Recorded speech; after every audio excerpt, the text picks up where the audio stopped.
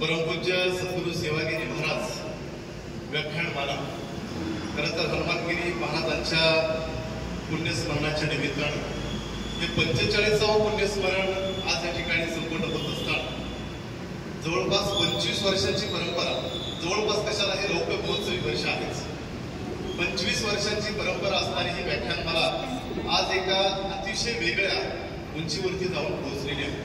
खरं तर व्याख्यानमालेच्या निमित्तानं आपण अनेक महानुभाव, अनेक महान व्यक्ती ऐकले, त्यांना ऐकण्याची आपल्याला संधी मिळाली. परंतु व्याख्यानामधून बऱ्याचदा कसं होतं की वक्त्याच्या मनामध्ये जे आहे ते आपण बऱ्याचदा ऐकत असतो, परंतु श्रोत्याच्या मनामध्ये जे काय चालू आहे किंवा त्या वक्त्याबद्दल त्याला काय जाणून घ्यायचंय याचं जर माध्यम आपल्याला बघायचं असेल तर बऱ्याचदा व्याख्यानाला थोड्याशा मर्यादा पडतात आणि मग दुसरं माध्यम शोधायला गेलं तर ते मुलाखतीचं माध्यम सापडतं. आणि म्हणूनच खरं तर एक या देवस्थान कमिटीने फार चांगला योगायोग आणलाय की आपल्या एका लाडक्या व्यक्तिमत्वाला आपल्याला जर जाणून घ्यायचं असेल तर त्याचं मत ऐकण्यापेक्षा आपल्या मनात त्याच्याबद्दल ज्या काही भावना आहेत, ज्या काही प्रश्न आहेत त्या माध्यमातून त्याला कान उपाय ऐकायला, आणि म्हणूनच एक फार सुंदर योगायोग आज या मुलाखतीच्या माध्यमातून आपण साधतोय. याबद्दल खरं तर मी देवस्थानचं मनापासून या ठिकाणी अभिनंदन आणि आभार व्यक्त करणार आहे की एक चांगली संधी आणि मित्रांनो पुसेगाव करायला मिळते. खरं तर एक चांगला व्यक्ती, चांगला अभिनेता आणि टीव्ही स्क्रीनवरती आल्यानंतर तो तुमच्या माझ्या घरातला वाटावा अशा प्रकारचा अभिनेता म्हणून जर कुणाकडे आज पाहायचं झालं तर मला तर असं वाटतं की महाराष्ट्राच्या मराठी सिनेसृष्टीमध्ये अरुण नलावडे यांच्या इतकं प्रभावी नाव दुसरं कुठले आपल्याला सांगतो. कारण गेली 40 वर्ष या व्यक्तीनं नाटक असू द्या, थिएटरची नाटकं, टीव्ही स्क्रीनवरच्या मालिका असू द्यात की मराठी सिनेमे असू द्यात अधिराज्य गाजवले अक्षरशः. परंतु हे करत असताना जर मराठी सिनेसृष्टीचे 2 कालखंड जर सांगायचे झाले तर श्वास सिनेमा पूर्वीचा कालखंड आणि श्वास सिनेमा नंतरचा मराठी चित्रपट असे 2 कालखंड करायची किमया ज्या माणसानं पहिल्यांदा या महाराष्ट्रात घडवून आणली. एक श्वास नावाची अभेद्य रेषा जी आहे ती ज्याच्या निर्मितीतून पहिल्यांदा घडली, आणि श्यामच्या आईनंतर तब्बल 50 वर्षांनंतर जर मराठी सिनेमा ऑस्करवारी करून आला असेल आणि गोल्डन लोटस सारखा राष्ट्रीय पुरस्कार विजेता झाला असेल तर तो फक्त आणि फक्त अरुण नलावडे यांच्यामुळेच. आणि मग अशा व्यक्तीला खरं तर आपल्याला ऐकायला मिळणं, त्याला भेटायला मिळणं, इथून पुढचा 1.5-2 तास त्यांच्या सोबत आपण राहणं ही आपल्या आम्हा सगळ्यांसाठी फार मोठी पर्वणी आहे आणि हे फार मोठं ते भाग्य आहे. अशा या 60 पेक्षा जास्त सिनेमे, 30 पेक्षा जास्त टीव्ही मालिका आणि 30 पेक्षा जास्त प्रत्यक्ष थिएटरची नाटकं करणाऱ्या या दर्जेदार अभिनेत्यासाठी एकदा मनापासून आपण त्यांचं टाळ्यापासून कौतुक करूया, त्यांना वंदन करूया. हे फक्त कर्तृत्वाचे अभिनयाचे धनी नाहीत, त्याही पलीकडे जाऊन ते वक्तृत्वाचे सुद्धा धनी आहेत. आणि म्हणून महाराष्ट्र त्यांच्याकडे एका वेगळ्या नजरेनं पाहतोय. 2016 पासून ते रंगभूमीचे जे परिवीक्षक म्हणजे सेन्सॉर बोर्ड आहे त्याचे ते अध्यक्ष म्हणून सुद्धा त्यांनी काम पाहिलेलं आहे. आणि म्हणून त्यांच्याकडून जाणून घ्यायला आपल्याला फार आनंद वाटतोय, काहीतरी वेगळी उत्सुकता लागून राहते. तर अधिक वेळ न घालवता परिचय खूप झाला, आता आपण त्यांच्या मुलाखतीकडे वळतोय. सर नमस्कार. पहिल्यांदा तर तुमचं मनापासून स्वागत आणि तुमच्या प्रति मनापासून कृतज्ञता व्यक्त करतो. आमच्या एका ग्रामीण भागामध्ये वसलेल्या या छोट्याशा पुसेगावमध्ये आपण आपला बहुमोल वेळ देऊन आज या ठिकाणी नव्हे तर वेळेपूर्वी उपस्थित आहात. आपलं मनापासून स्वागत आहे. आपली खरं तर इमारत जितकी उंच असते तितका तिचा पाया खोलवरती गेलेला असतो. आपल्याला दिसते ती फक्त भव्यदेवी इमारत, त्या इमारतीचे मजले, त्या इमारतीची रंगरंगोटी, त्या इमारतीच्या डिझाईन्स आज ते दिसतं. परंतु खरं तर त्या इमारत उभी करण्या अगोदर जो पाया तिचा खोलवर गेलेला असतो याचं मात्र कोणाला जाणून घेण्याची उत्सुकता नसते. मुलाखतीचा प्रारंभ करताना मी त्या पायाला तुमच्या स्पर्श करणार आहे की तुमचा पाया नेमका कसा घडला आणि खऱ्या अर्थानं मग त्याच्यामध्ये तुमचं बालपण आलं, तुमची भावंड आली, तुमचे आई वडील आले, त्यांचे संस्कार आले, मित्रमैत्रिणी असतील, बालपणीच्या काही चांगल्या वाईट आठवणी असतील, तर सगळ्यांविषयी जाणून घ्यायला पहिल्यांदा आम्हाला आवडेल. तर मी पहिल्यांदा तशी आपणास विनंती करेन. नमस्कार सगळ्यांना. सेवागिरी महाराज संजीवन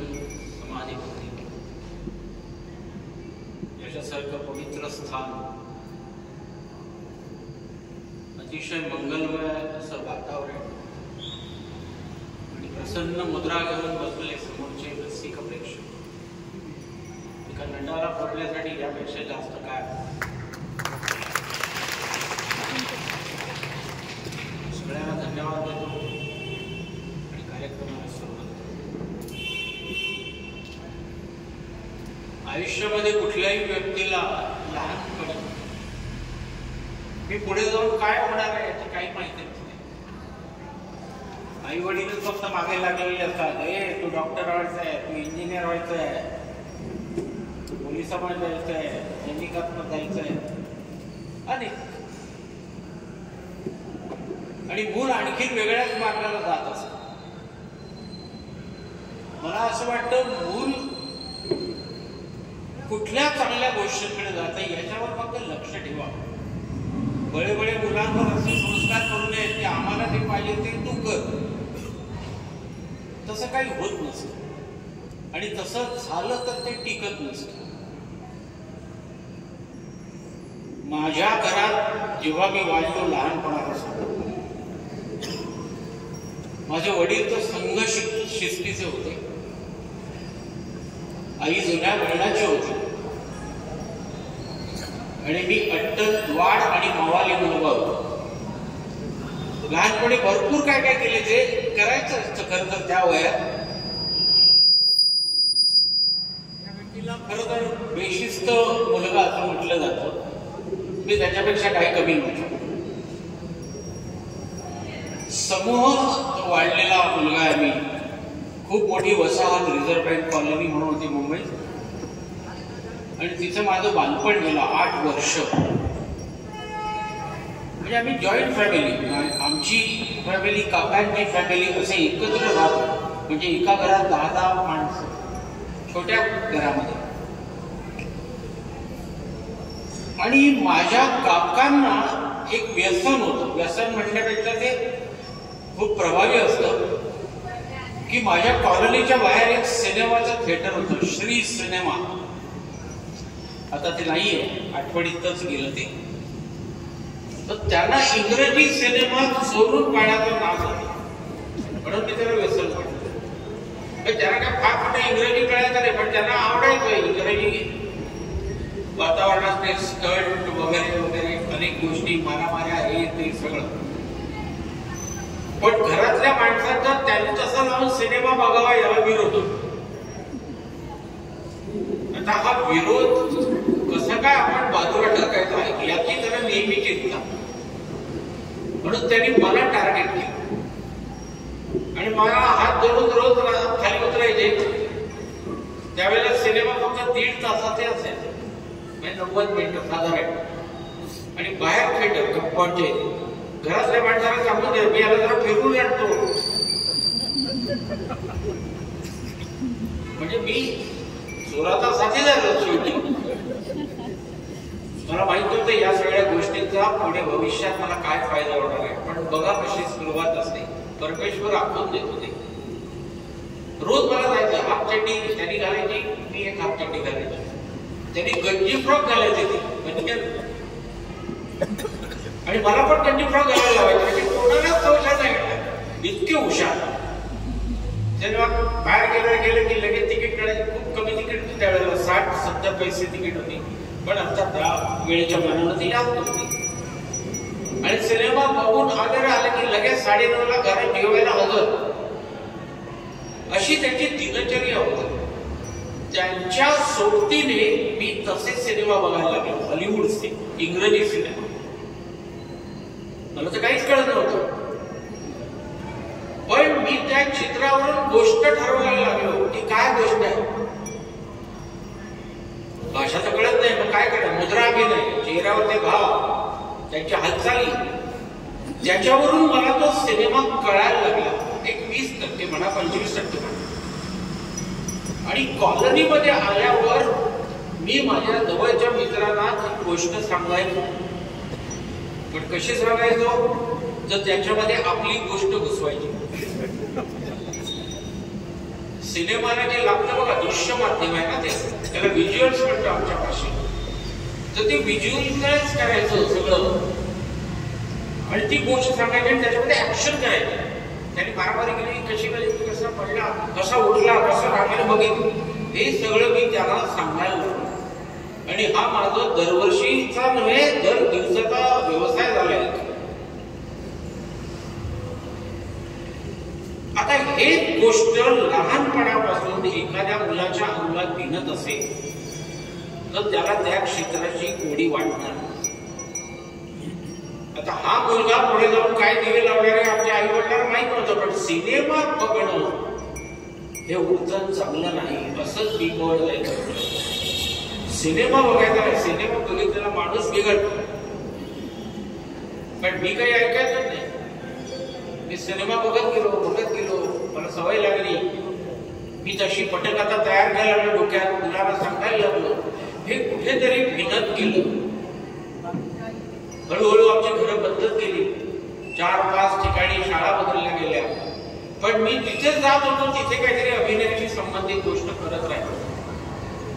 आता मला अभिनय कुठून येतो हे मला माहित नव्हतं. हे मला खूप वर्षांनी कळलं की आपण म्हणतो कोणाचं तरी काहीतरी गुण असतात, आई वडिलांचे असतात, कुटुंबाचे, आजीचे, असे कोणाचे तरी गुण असतात मुलांमध्ये. बघा, तो माझ्या अंगामध्ये कोणाचे गुण आले? घरामध्ये नाटकात काम करणार, सिनेमात काम करणार कोणच नाही. वडील तर संघवाले, ते मला संघात नेण्याचा प्रयत्न त्यांचा चालू होता एका बाजूने. कारण मस्ती करणारा मुलगा मी, तर याला कुठेतरी शिस्त लावली पाहिजे, संस्कार दिले पाहिजे, कळले पाहिजे, म्हणून त्याचा एका बाजूने प्रवास चालू, माझा या बाजूने प्रवास चालू. मी जिथे जिथे शाळेत जायला लागलो तिथे तिथे मुलांना घेऊन छोट्या छोट्या नाटिका लिहायला लागलो. हे इयत्ता 5वीत सांगते तेव्हाचं. मी जेव्हा 5वीत होतो तेव्हा एकदा मला नाटकात काम करण्याची संधी जेव्हा मिळाली पहिल्यांदा, कारण मला त्या नाटकात भूमिकाच नव्हती. मी त्या नाटकाचा प्रॉम्प्टर होतो. आमच्या वर्गाचं गॅदरिंग होतं शाळेचं, आणि मुलगा आजारी पडला म्हणून मला ती भूमिका मिळाली, कारण माझं पाठ होतं. सर म्हणाले, हे तू करशील काय? म्हटलं हा करीन. आणि शो सुरू झाला. दरबार भरलेला होता. 8 दरबारात माणसं सगळी उभी, वेगवेगळे पोशाख घालून, धोतर बितर घालून, ती छोटी छोटी मुलं 5वीतली. आणि माझं अगदी शेवटला 5 मिनिटाचं बोलणं होतं, पण ते बोललंच पाहिजे होतं, नाहीतर ती नाटिका फसले.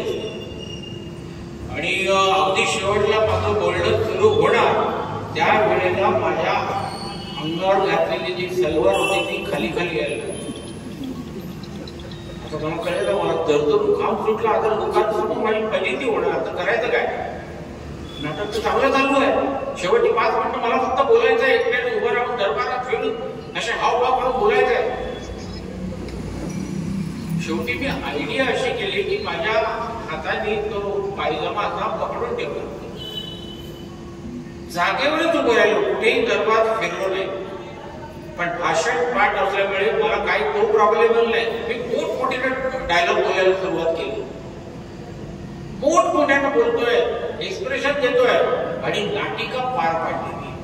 नाटिका कुठेही थांबली नाही.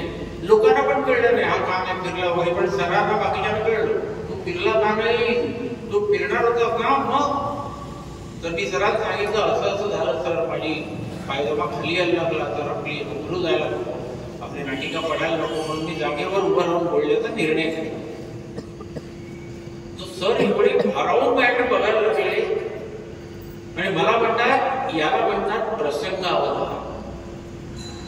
जे नटाकडे असणं अतिशय आवश्यक असतं. सरांनी बोललेलं एक वाक्य माझ्या अजूनही लक्षात आहे की प्रसंगावधान ज्या नटाकडे असतं तो न कुठेही ताबून देऊ शकतो. मला म्हणाले, भविष्यात चांगला नट होऊ शकतो, याच्यावर दिलं. हा एक गुण या कलेच्या माध्यमातून मला शिकता की माझी नाडी सुटली. पण त्यानंतर मी हुशार झालो, एक अनुभव आला. अनुभवातून मी फजिती सावरली सगळी. पुढे दुसऱ्या शाळेत गेलो, दुसरीकडे मुलांना एकत्र छोट्या छोट्या गोष्टी केल्या. आई वडिलांचं लक्ष होतंच माझ्याकडे. आई सांगते म्हणजे हे नाटकात काम करू, नाटकात काम करू. तेव्हा सगळी माणसं मला नाटक्या म्हणते. नाटक्या म्हणणं ही शिवी दिल्यासारखं हो. आले नाटके आले बघा, नाटके आले. आता असं पण बोलत नाही, आता आपण खूप पुढे गेलेलो, प्रगती केली या कला विश्वाने, या कलेच्या माध्यमाने खूप प्रगती केलेली आहे. त्यामुळे एक चांगली पदवी आता लोक आम्हाला देतात, हा आनंदच होता. तर अशा या छोट्या छोट्या गोष्टीतून इंग्रजी सिनेमा बघत बघत माझी वाढ झाली, खूप माणसं मिळाली, मी कामं करायला लागलो स्वतः लिहून, छोटे छोटे छोटे लोकांकडून शाबासकी मिळायला लागली. आणि ज्या वेळेला शाबासकी मिळायला लागली तेव्हा आई वडिलांचा विरोध थोडासा कमी झाला, की मुलगा लोकांकडून शाबासकीची थाप घेतो, म्हणजे काहीतरी याच्यामध्ये आहे. मग लोकांनी मला भाषा कशी असते ती वडिलांनी शिकवली. छोटी छोटी भाषणं द्या, बाळ गंगाधर टिळक, महात्मा गांधी, राणा प्रताप यांच्यावर ती भाषणं लिहून द्यायचे. ते मला माझ्याकडून भूतभूत पाठ करून घ्यायचे. हळूहळू संघात जायला सुरुवात केली मी, पण संघात गेल्यामुळे आणखीन चांगले संस्कार मला मिळायला लागले. त्याच्यामुळे भाषेवर आणि शब्दांवर प्रभुत्व मिळवलं, की आपली भाषा जी आहे, जी मातृभूमी आहे, जी मातृभाषा आहे, ती कशी बोलली गेली पाहिजे. प्रत्येक शब्दाला अर्थ असतो, लक्षात ठेवा. जसा तुम्ही त्याच्यावरचा ताप म्हणजे प्रेशर आपण म्हणतो, जसं तसा त्याचा अर्थ बदलत असतो. हे शिकायला मिळालं याच्यात. स्वच्छ भाषा, आपली भाषा आपल्याला बोलता आलीच नाही, हेच खरं मोठेपणाचं लक्षण आहे. आज भाषेचा एवढा वाद बाहेर चालू असताना आपण हे कशाला पाहिजे, ते कशाला पाहिजे असं म्हणतो. पण मला असं वाटतं पृथ्वीच्या पाठीवर असणाऱ्या सगळ्याच भाषा आपापल्या पद्धतीनं श्रेष्ठ आहे. कुणी दुसरी भाषा शिकावी म्हणून वाईट वाटून घेण्याचं कारण नाही. प्रत्येक भाषेचा आपण आदरच ठेवला पाहिजे. आपली भाषा दुसऱ्यांनी बोलली गेली पाहिजे, दुसऱ्यांनी आपली भाषा बोलली गेली पाहिजे, यासाठी प्रयत्न करायला पाहिजे खरंच लोकांनी. पण आज मी त्याची हिंदी, ते याची मराठी, आम्ही बोलणार नाही, हे ते काय करतात तू बोल, अशा पद्धतीनं ते काय या भाषेचा प्रसार चालू आहे, प्रचार चालू आहे, ते फक्त दुर्दैवाचं लक्षण आहे. पण आपला तो विषय नाही आहे. मला भाषा शिकायला मिळाली, मराठी भाषेवर प्रभुत्व मिळवता आलं. अशा पद्धतीने मी शिकत गेलो. मी नाटक जास्त किंवा कला जास्त आणि अभ्यास कमी असाच होतो. शाळेमध्ये गेले तरी मी बराचसे पोरगा म्हणून होतो. पण हे सगळे दुर्गुण तुम्ही जसं जसं वाढत जाताना आणि ज्या ज्या लोकांच्या संगतीत वावरायला लागतात त्याच्यामुळे ते बदलले जातात. म्हणून आपण म्हणतो की चांगल्या संगतीत वाढ, चांगल्या मुलांबरोबर राहा, चांगल्या मुलांबरोबर खेळ, चांगल्या शाळेत जा, चांगली पुस्तकं वाच. ह्या गोष्टी जर मुलांनी त्या वयात आत्मसात केल्या तर मला असं वाटतं त्याला आयुष्यामध्ये कुठलंही यश मिळवणं अशक्य होणार नाही. त्यामुळे मुलांच्या पाठीशी आपण असं राहिलं पाहिजे, ज्याला काय आवडतंय त्याच्याकडे आपण लक्ष ठेवायला पाहिजे. तो नाही होणार, पण त्याला ते आवडतंय, मग त्याच्या संबंधीची गोष्टी त्याच्या मागे लावा. पुस्तकं बघा, सिनेमा बघू दे, नाटक बघू दे, हे सगळं बघू दे. समाजभान हे प्रत्येक मुलाला लहानपणापासून शिकलं पाहिजे त्यांनी, किंवा आपण शिकवलं पाहिजे. अशी वृत्ती आपण पण आपली ठेवली तर आपण म्हणतो त्याप्रमाणे चांगले नागरिक म्हणून तो पुढे उभा राहील, चांगला माणूस म्हणून उभा राहील. ह्या खूप महत्वाच्या गोष्टी आहेत. तर मला हे सगळं ज्ञान लहानपणापासून मिळत गेलंय आणि माझे जे कुविचार आहेत ते मनात निघून गेले, सुविचार मी आत्मसात केले आणि माझा स्वभाव आपोआप बदलला. त्याचं कारण ते मला चांगल्या माणसांबरोबर वावरायला भाग पाडलं. त्यांनी कशा पद्धतीने आपण समाजात वावरलं पाहिजे हे शिकवलं त्यांनी. तर तशा पद्धतीने मी मला स्वतःला आमूलाग्र बदललं. नाहीतर मी आज जो आहे त्या जागेवर, त्या जागेवर मी अजिबात नसतो. मी आणखी कुठेतरी गल्लीमध्ये भाई, दादा, गुरुड असाच जातो. त्यामुळे आपण आपली संस्कृती दुसऱ्याला शिकवणं, आत्मसात करायला लावणं, चांगल्या विचाराने त्या मुलांना वाढवणं, चांगले तुम्ही जशी व्याख्यानमाला इथे गेली 24-25 वर्ष एक फार कौतुकाची गोष्ट आहे. आज असेच कार्यक्रम होत नाही, तो बाकीचे सगळे होतात. या कार्यक्रमाची खरं तर गरज आहे आताच्या पिढीला. तुम्ही मुलांना शिकवलं नाही तर ती मुलं घडणारच नाही. तुम्ही किती आग्रह करा, त्याला मारा, थोडं काही म्हणा, ती नाही होणार. पण तुम्ही अशा पद्धतीचे कार्यक्रम करा. किती सुंदर कार्यक्रम आहे अशा पद्धतीचा जो 25 वर्ष निर्माण झालं ते पुन्हा तुमच्या मंडळाचं खरंच कौतुक केलं पाहिजे. मी तर आता आग्रह करेन की महाराष्ट्रामध्ये असे वर्ग चालू झाले पाहिजे, हे समाजाला सशक्त करणार आहे. आज मी एवढ्या लांबून या व्याख्यानमालेला फक्त त्यासाठी आलो की काहीतरी कुठेतरी चांगलं घडतंय, आपण जायला पाहिजे आणि पवित्र स्थानावर आपल्याला ते बोलवतात. कोणीतरी बोलवलं असेल ना मनात, तिथे मी आलो तो त्या उद्देशाने आलो. तर अशा सकारात्मक भावना आपोआप तयार होतात. तुम्ही जर समाजासाठी इतकं सकारात्मक काम करताय तर समाजाचं पण कर्तव्य आहे आपण अशा गोष्टींच्या मागे उभं राहायला पाहिजे. सर धन्यवाद. खरं तर बाळाचे पाय पाळण्यात दिसतात हे आपण फक्त म्हणीमधून बघतो. अशा माणसांच्या निमित्तानं आपल्याला ऐकायला मिळतं उगा जन्मतात का, उगा जन्मते का धरंदाज कविता पिढी ज्या दुःखी मिळाली असावी. खरं तर सरांना घराण्याचा वारसा नाही, परंतु सरांपासून आता नव्या घराण्याचा वारसा सुरू झालाय. ही काही छोटी गोष्ट राहिलेली नाही. आणि जर तुमची 5वीमध्ये रंगमंचावरती नाडी सुटली नसती तर अभिनयाची नाडी घट्ट झाली नसती, हे तितकंच खरं. परंतु काहीतरी जाऊन सांगायचं की माझे जे काही 4-5 प्रश्न पुढचे होते ते तुम्ही याच प्रास्ताविकेतून सांगितलं तर माझी नाडी सुटायची वेळ आली अशी परिस्थिती झाली. तरी बघूया आपण की पुढे मुलाखत घेऊन जाताना प्रयत्न निश्चितपणे करेल मी. आणि शिक्षणाच्या बाबतीत थोडंसं आपलं सांगायचं ओघाच्या राहून गेलं. खरं तर आपण मोटार मेकॅनिक BST मध्ये आपण काही वर्ष काम केलं. मग ह्या 10-12 वर्ष काही जे काही काम केलं असेल ते काम आणि परत हा अभिनय हे आपण सूत्र जुळवलं कसं की मग एकाच बाजूला थोडंसं कल देऊन आपण जे साथ असेल. माणसं चांगली पाठीमागे आली ना की आपल्याला कसलेच अडचण येत नाही. तसं मला म्हणतो मी BST तिथे 12-14 वर्ष काम केले. तिथे मला एक चांगला प्लॅटफॉर्म मिळाला नाटकांचा. पण तिथे सुद्धा मला अपयश आलं होतं. पण बघा परमेश्वर मागे उभे असतं कुठेतरी. कला आपण कोणाचे कोणीही लपवून ठेवू शकत नाही. तिथे चांगले अधिकारी वर्ग मिळाले ज्यांनी मला नाटकासाठी उद्युक्त केलं, प्रवृत्त केलं, मला सांभाळलं. माझ्या नोकरीवर मला 5 वर्ष लिव्ह विदाउट पेनी रतापट पुढे नंतर. पण अगोदर सगळी मुलं जेव्हा मी वर्कशॉपमध्ये जायचो तेव्हा मी जस्ट प्रोफेशनल नाटकाला सुरुवात केली होती.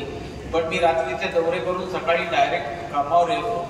पण माझे सगळे सवंगडी लोक मला सांभाळतात की तू जरा झोप जा, आम्ही बघतो हे काम काय करायचं ते. बघा अशी माणसं भेटणं किती अवघड आहे. म्हणजे तुम्ही चांगलं काम करत असाल तर चांगली माणसं तुमच्यासोबत आपोआप परमेश्वर उभी करत असतो. धन्यवाद. खरं तर शरीराला पित्याचं प्रेम लागलं, मनाला जर मातेचं प्रेम लागलं आणि बुद्धीला तुमच्या कलागुणांना जर गुरुचं प्रेम लागलं तर एक फार चांगलं शिल्प तयार होतं.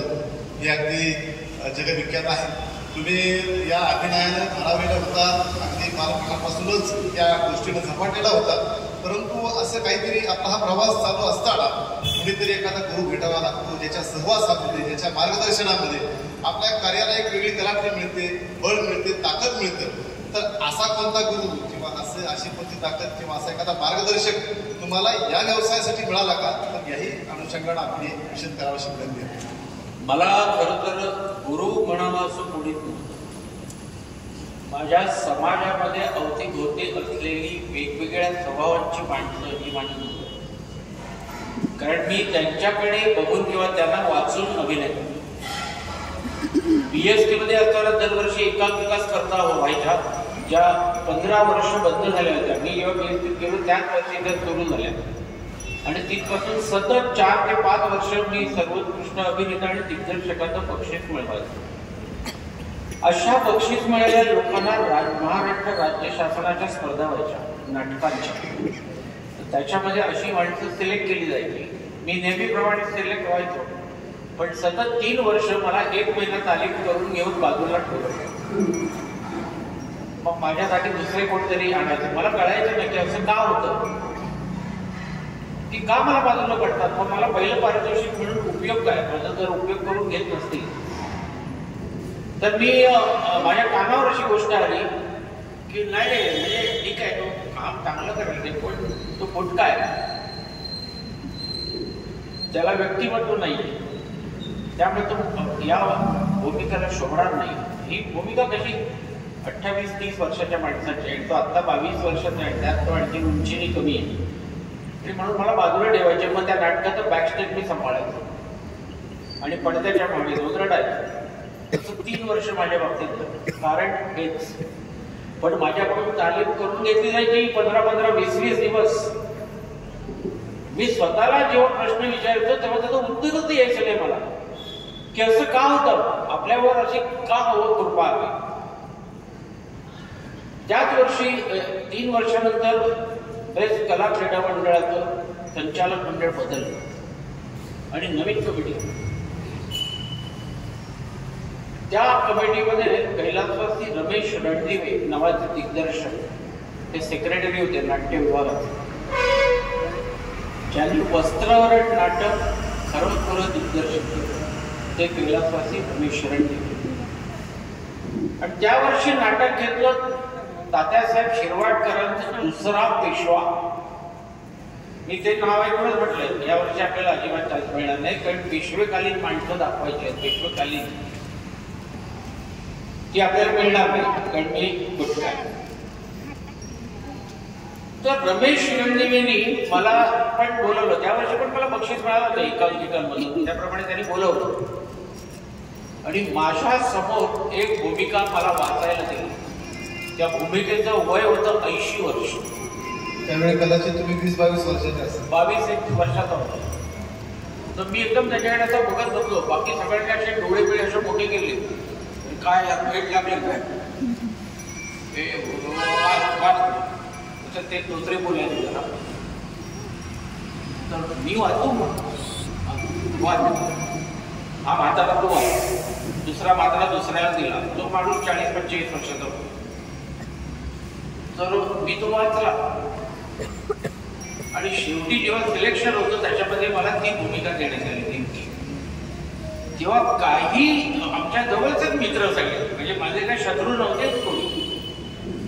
ते म्हणाले की अरे रमेश हे काय, याला कशी शोभणार ती भूमिका, 80 वर्षाचा म्हातारा आहे, तर नाही करू शकणार ती. तर त्यांनी फक्त एकदाच त्या व्यक्तीकडे बघितलं, सांगितलं मी सांगतोय म्हणजे त्यांनी करायची, दुसरा कोणीही येऊन मला सांगितलं तर ती मागे हटणार नाही, यालाच करायची ती. आणि रिझल्ट लागल्यावर मग माझ्याशी बोलायला आणि मी ती भूमिका केली. राज्य नाट्य स्पर्धेत सादर झालं भूमिका. प्रचंड लाफ्टर्स वगैरे मला मिळाले. विनोदी भूमिका होती. महादेव शास्त्री या व्यक्तीने केली. आणि त्या वर्षी त्या दुसऱ्या पेशामध्ये नाटकाला पण बक्षीस नाही, कशालाच बक्षीस नाही, मला अभिनयाचं रौप्य पदक मिळालं. बघा माणसं दुसऱ्यातले गुण कसे ओळखतात. गुण ओळखता आले पाहिजे आणि गुण ओळखल्यावर त्या व्यक्तीला पुढे आणलं पाहिजे. मग त्याच्यावर काय बाकीचे संस्कार करायचे ते करू आपण. पण आज त्या व्यक्तीला सलाम आहे. आजपर्यंत त्यांनी मला दिलेला जो अनुभव आणि शिकवण आहे ते मी आत्तापर्यंत पाळतो आणि त्याला मी गुरु म्हणतो. ते माझे मुलं ज्याने माझ्याची क्वालिटी ओळखली. आज ती जर त्यांनी ओळखले नसते तर मी अजून पुढे आलो. म्हणून कोणीतरी हात धरून पुढे पोचणारी व्यक्ती हवी जी त्या माणसाच्या आयुष्याचं भलं करून टाकली. तर माझ्यासाठी ते गुरुच झाले ना. तर अशी माणसं होती त्यावेळेला, आजचाही आहे. पण आपल्याकडे फक्त किंवा गुणांकडे पाहायला वेळ नाहीये की दादारी चांगला आहे तो मस्त केलं ते, पण मी कुठे आता काय करू, अशी एक मानसिकता माणूस घेऊन जातोय. कारण माणसाकडे वेळच नाही आहे. तर अशी काही रत्न समाजामध्ये वेगवेगळ्या राज्यात, वेगवेगळ्या तालुक्यात, वेगवेगळ्या जिल्ह्यात सगळीकडे जडलेली आहे. मुंबईपेक्षा जास्त कलात्मकता या लोकांमध्ये आहे असं म्हणतात. पण ती आता पुढे आली पाहिजे. आपण माणसं हिरली पाहिजे. माणसं हिरायला शिका. तेव्हा कुठलीही उंची आणि कुठलंही रूप कोणाच्या आड येत नाही. आणि मी ते सिद्ध करून दाखवलं पुढे माझ्या कामगिरीने, माझ्या आत्मविश्वासाने. तर असं असतं. या माणसाला आपण ओळखलं पाहिजे. एवढेच फक्त लक्ष ठेवा. बाहेर तुम्ही नुसतंच कुठल्या तरी कार्यक्रमाला जाता, नुसतं जाऊन बसू नका. तुम्ही आजूबाजूला बघा कुठल्या प्रकारची माणसं तुमच्या आजूबाजूला फिरताय. तुम्ही ट्रेनने प्रवास करताय, तुम्ही बसने प्रवास करताय, तुम्ही लग्नात गेलात, वाढदिवसाला गेलात, मुंजीला गेलात, तिथे बघा माणसं हेरा. कारण याच व्यक्तिरेखा तुम्हाला आपली व्यक्तिरेखा उभं करण्यात प्रचंड मदत करते. आणि प्रत्येक माणसामध्ये अभिनय गुण आहे, लक्षात ठेवा. अभिनय करतो म्हणजे काय आहे, माणसाला ज्या भावना आहेत त्याच तो प्रकट करतात. आणखीन काय वेगळं करतात. आपण फक्त ते नाटक आहे, सिनेमा आहे म्हणून त्याचा आव आणून ते करायला पण नाही. त्याचा आव आणायचा असतो, बरोबर आहे. जे आपण नाही आहोत ते आहोत असा एक आभास निर्माण करणं म्हणजे अभिनय. तुम्हाला जर रडता येत असेल, तुम्हाला दुःख व्यक्त करता असेल, तुम्हाला हसता येत असेल, तुम्हाला मनातल्या चांगल्या गोष्टी जर तुम्हाला बाहेर काढता येत असतील तर तुम्हाला अभिनय का नाही येणार. जरुरी म्हणून तुम्ही सगळ्यांनी अभिनेते बना असं म्हणत नाहीये, पण मुलांकडे तुम्हाला जर लक्ष द्यायचं असेल तर ते लहानपणी फोकस झालं पाहिजे. 25व्या वर्षी येऊन अरे मला पण ऍक्टिंग करायची असं म्हणून अभिनेता होता येत नाही. कारण आता जग बदलले, बाहेरच्या स्पर्धा बदलल्या, माणसांची मानसिकता बदललेली आहे. तू काय केलंस याच्या आधी असा पहिला प्रश्न असतो. कसं काय केलं मी करणार. मला कोणी चान्सच दिलं नाही, पण माझ्याकडे क्वालिटी आहे. तुम्ही मला चान्स दिला तर मी क्वालिटी दाखवू शकेल. तर हा प्रश्न मला त्रास देतो की काय काय केलं तुम्ही याच्या आधी. काहीच नाही केलं मी. ठणकावून सांगितलं तुम्ही काहीच नाही केलंय, पण मला आता सिद्ध करण्यासाठी संधी द्या, तेव्हा मी काहीतरी केलेलं असेल. तर हे फार महत्वाचं आहे. पण अगदी उठसूट असं डायरेक्ट करून नाटकात आणि सिनेमात काम नाही करता येणार, मालिकेमध्ये काम करता येणार नाही. तुम्हाला त्यासाठी लहानपणापासून प्रयत्न करायचे, पण अभ्यास करत असताना प्रयत्न करायचे. कॉलेजमध्ये गेला प्रयत्न चालू ठेवायचे. छोटे छोटे कार्यक्रम इकडे होत असतात, तिकडे जायचं. त्याच्याबद्दल पुस्तकं असतात, त्याच्याबद्दल नाटकं असतात, मालिका असतात, सिनेमा असतात जुने, ते बघायचे. काय असतं ऍक्टिंग. तो माणूस ऍक्टिंग करतो म्हणजे काय करतो हे न्याहाळायचं. निरीक्षण शक्ती म्हणतो ती तुम्हाला अभिनय शिकवायला भाग पडेल. म्हणून आजूबाजूला मी बघा म्हणतो तर त्याच्यासाठी. आपल्याकडे कुठे आहे तो वेळ, तुला बघायलाच वेळ नाही. एक हात आपला कामावर असतो, मग कसं बघणार. तर ते बाजूला ठेवा काढून आणि डोळे उघडा, तर तुम्हाला त्याची भीषणता, समाजाचं वास्तव, खरेपण, खोटेपण, आनंद, दुःख, अडचणी, संकट सगळं दिसायला लागेल. मग तुमचं मन तुम्हाला सांगेल अरे आपण काहीतरी केलं पाहिजे, याच्यासाठी केलं पाहिजे, असं तेव्हा ती भावना तयार होईल.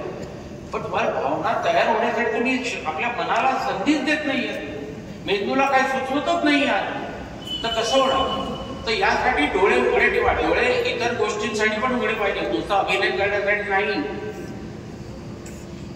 समाजाचं ज्या पद्धतीनं आता सगळं जे काही चित्रीकरण आपल्याला दिसतंय आजूबाजूचं, ते आपण डोळे बंद करून ठेवलेत म्हणून दिसतंय. एकदा डोळे उघडा म्हणजे काय ताकद आहे ती कळेल तुम्हाला. आपण विरोध करत नाही, उलट बोलत नाही, त्याला समजून सांगत नाही.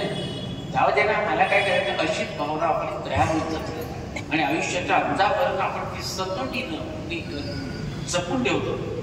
मला काय द्यायचं बरं रे, ही भावना नष्ट होत चालली या सगळ्या गोष्टींमुळे. पण तंत्र चाललंय पुढे, तिथं जाणारच आहे. तंत्र नको असंही म्हणत नाही आम्ही, पण त्या तंत्राचे भीषण परिणाम आत्ता काय दिसायला लागलेत हे पण तुम्हाला माहिती आहे. जर ते माहीत आहे तर त्याला विरोध करा. ते मी करणार नाही म्हणा, मला याचा किती उपयोग आहे तितकाच घ्या. तर अशा गोष्टी सुद्धा भावनावरून तुम्हाला लक्षात ठेवलं पाहिजे. सगळ्या तरुण पिढीला मी खास सांगतो की आणखीन 10 वर्षानंतर मला परिस्थिती किती भीषण होणार आहे जर याच्यात बदललं नाही तर. 10 वर्षापूर्वी मी सांगितलं होतं दूरदर्शन मी काम करतो, पण म्हटले ही अफूची गोळी आहे. 10 वर्षानंतर हे इतकं तुम्हाला गुंग करून टाकेल की तुम्हाला काहीच बांधणार नाही. तुम्ही दिवसभर आपल्या टीव्ही लावून बसत आणि बसतात ना लोक, त्याचाच परिणाम झाला. आमच्या सिनेमे चालत नाही, थिएटरमध्ये माणसं येत नाही, कारण हातात झालं सगळं करणं. तर कोण तुम्हाला काय कुठे नेणार आहे. जाऊ दे तिकडे ते कोण जाणार आहे, पाऊस ते थंडी लागते, जाऊ दे म्हणजे एवढे पैसे तिकीट काढायला काय. पण ज्या गोष्टी ज्याच्यासाठी तयार झालेल्या त्या तिथेच आत्मसात केल्या पाहिजेत, अनुभवले पाहिजेत असं मला वाटतं. सिनेमा आज तुमच्या इथे इतकी मोठी जत्रा झाल्याची मला माहिती आहे की दुसरेगावची जत्रा जिकडे टुरिंग थिएटर्स होती बघा त्यावेळेला, आणि ती इतकी जोरात चालत होते, ते एक सौंदर्य होतं आमच्या इंडस्ट्रीचं असं मी म्हणेन की तुमच्या पुसेगावचं. पण आज ते सौंदर्य नष्ट झालेलं आहे याचं वाईट वाटतं.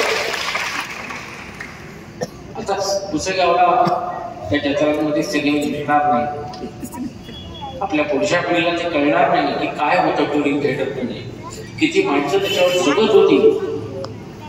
पण आज ते नष्ट झालं. आज टीव्हीचा पडदा तुम्हाला मंत्रमुग्ध करून गेलेला आहे. त्याच्यापासून थोडेसे लांब राहा, मग तुम्ही घराबाहेर पडा. मग मराठी सिनेमा एक एक ठिकाणी आपण असं म्हणतो मराठी सिनेमा काय ते चालतच नाही, कोण नाही, कसं चालतं, तुम्ही येतच नाही. घरात टीव्ही समोर बघतात तर मोबाईलवर बघतात, चालणार नाही. ही कला आहे, हा व्यवसाय आहे. याच्याकडे व्यवसाय आणि कला बघा. कुठलीही कला आणि व्यवसाय वाईट नसतो. लोक वेळे सिनेमात जाणं म्हणजे वाईट रे, फुकट गेला तो, असं जे म्हणणं होतं ते आता नाही येत.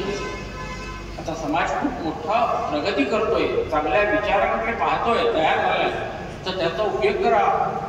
मराठी सिनेमा आपणच टिकवणार आहोत आणि आपणच खड्ड्यात घालणार आहोत. सध्या आपण तर खड्ड्यात घालायचं काम करतो.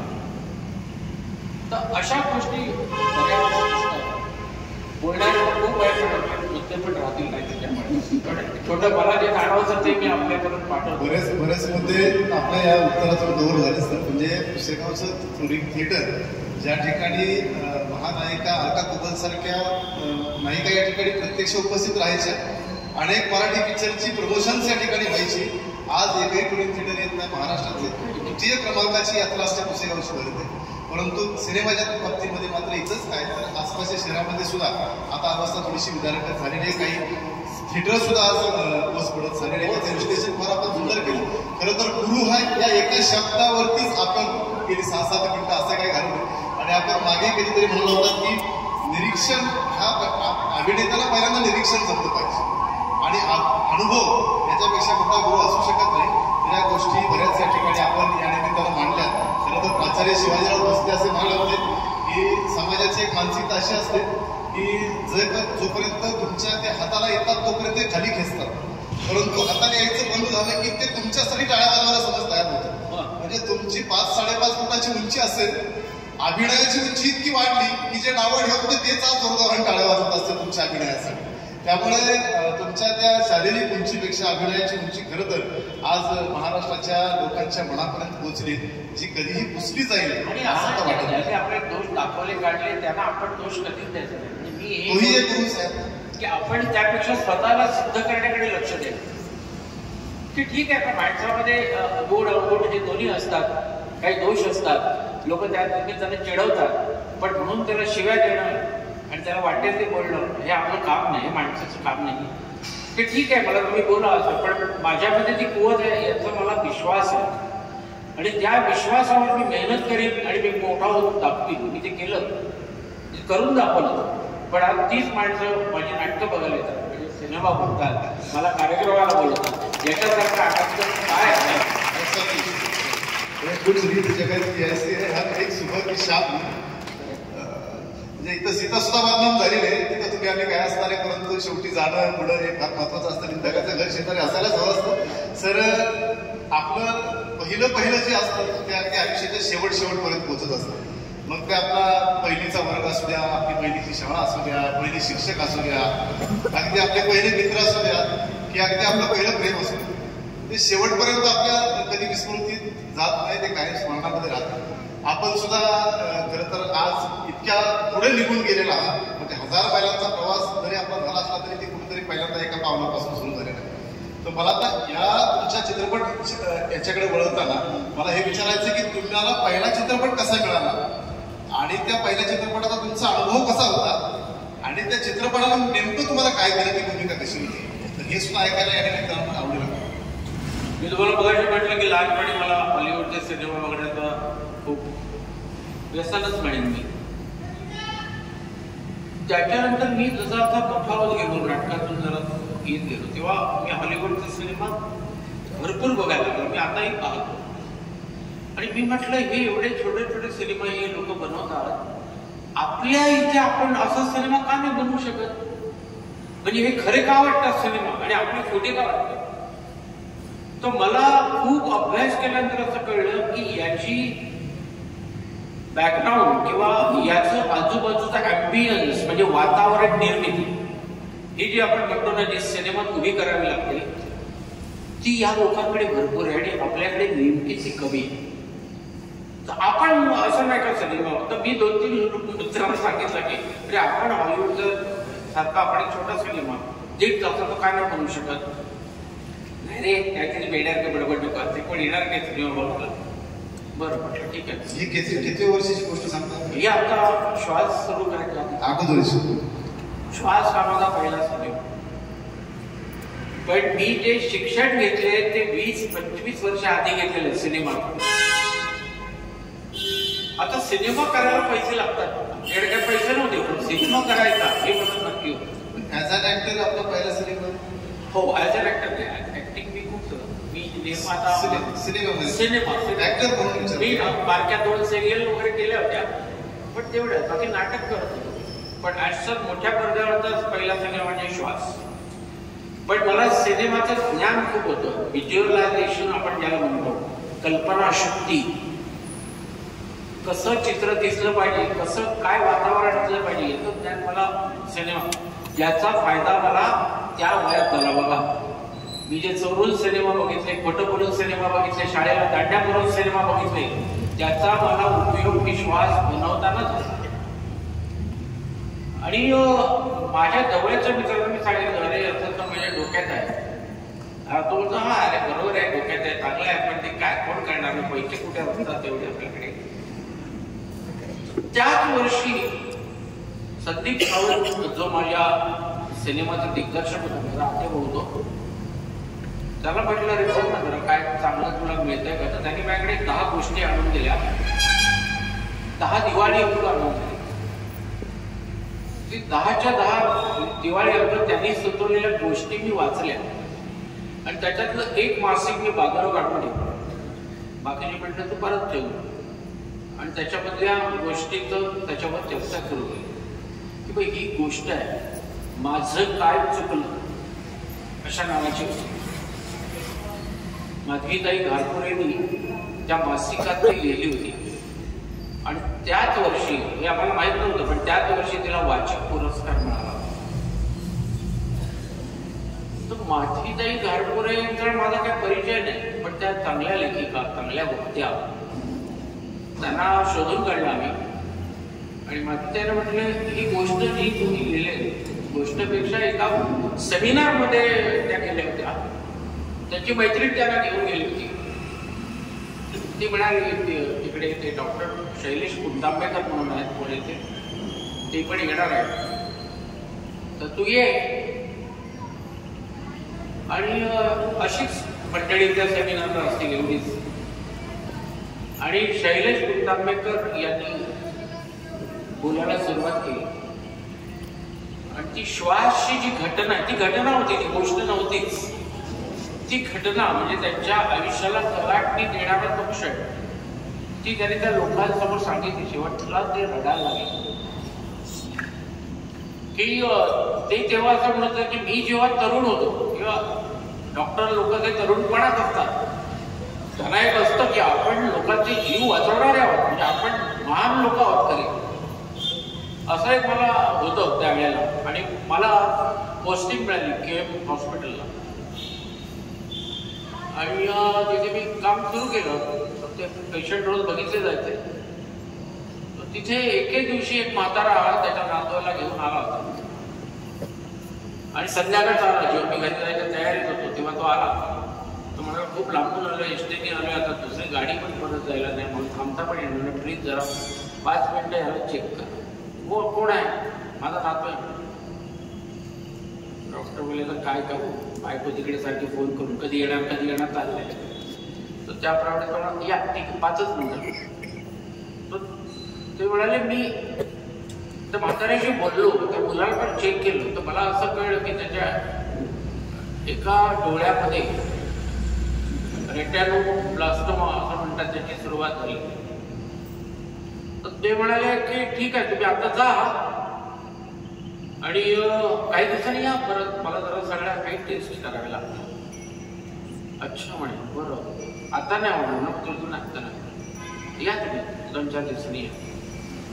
आणि डॉक्टरांनी परत त्यांना बोलवलं. जेव्हा त्याला कळलं की हे डेंजर आहे फार, त्यांच्याकडे एक्सरे वगैरे आणले. तो म्हणाला मुलाला ॲडमिट करावं लागेल तुम्हाला इथे, आणि तुम्हाला कोणातरी मोठ्या मेठाला बरोबर यावं लागेल. त्यांनी ॲडमिट केलं.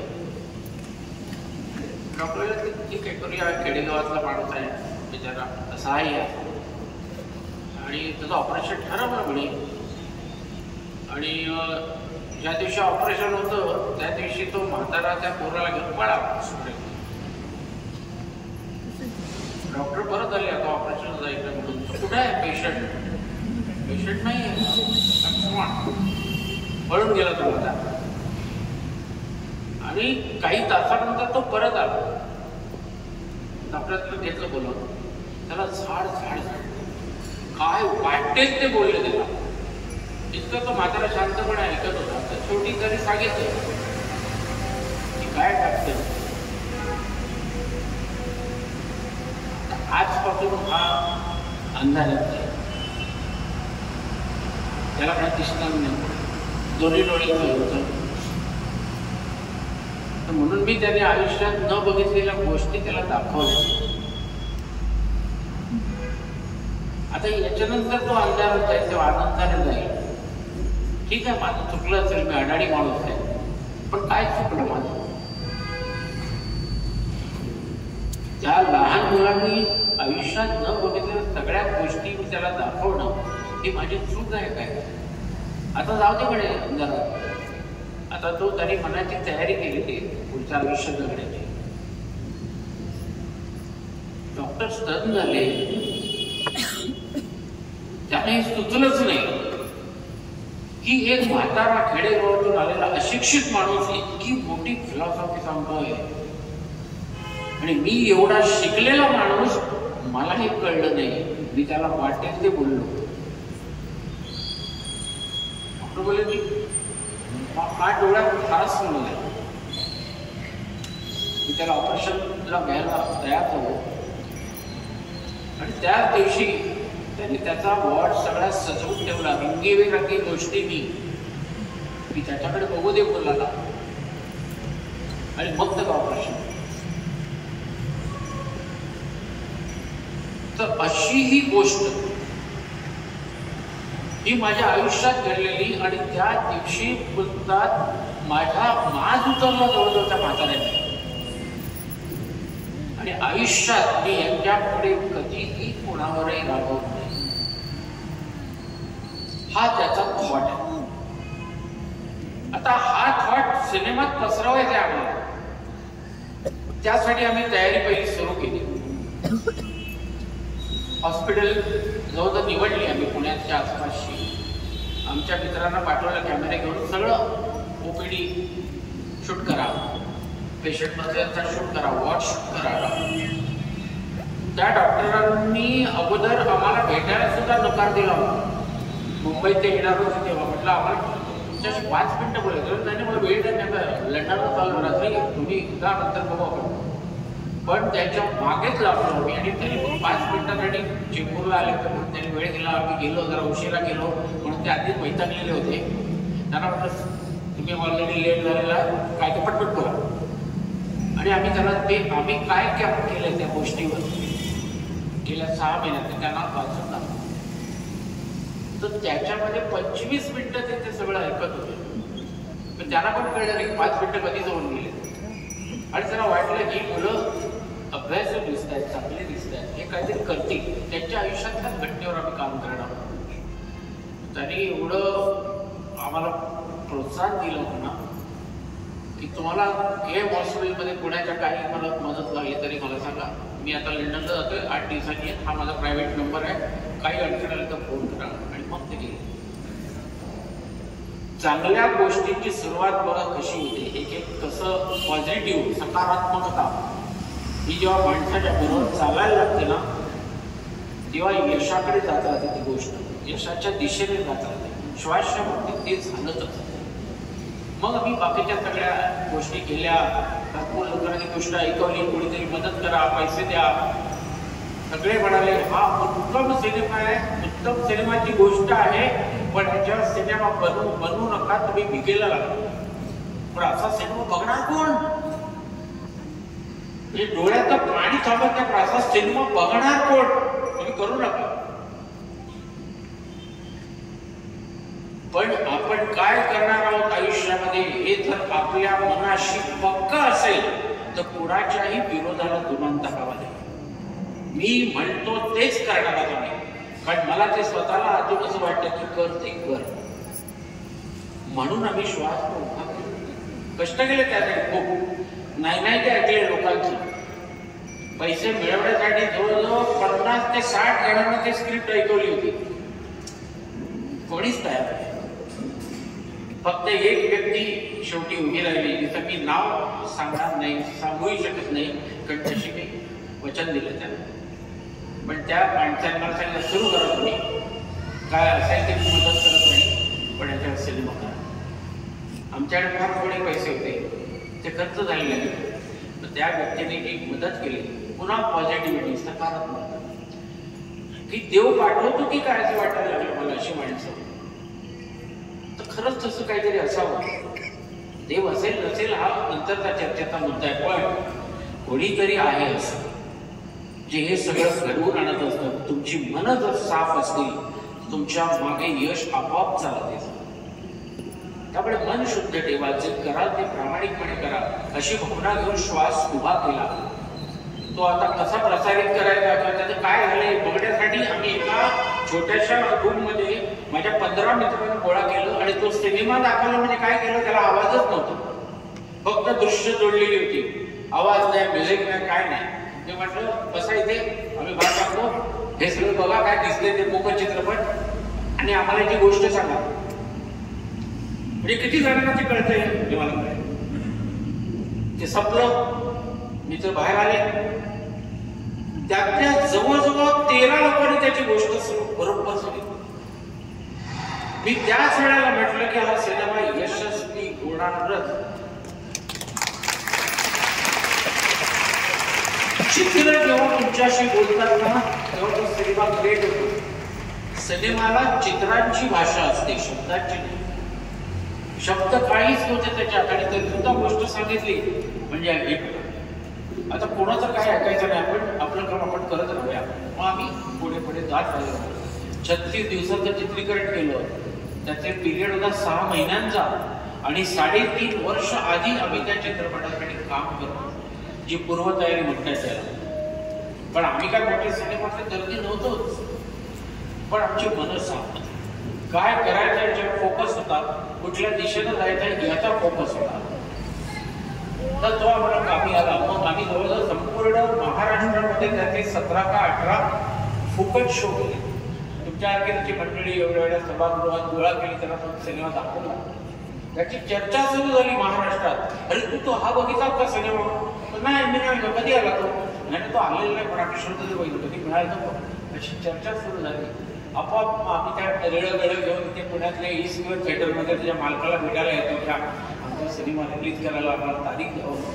त्याने आम्हाला 6 वेळा कॉल पाठवलं मुंबईला. ती रेळं घेऊन, तेव्हा रेळं होती फिल्मची, ती रेळं घेऊन पिशवी म्हणे डोक्यावर येऊन लागलं.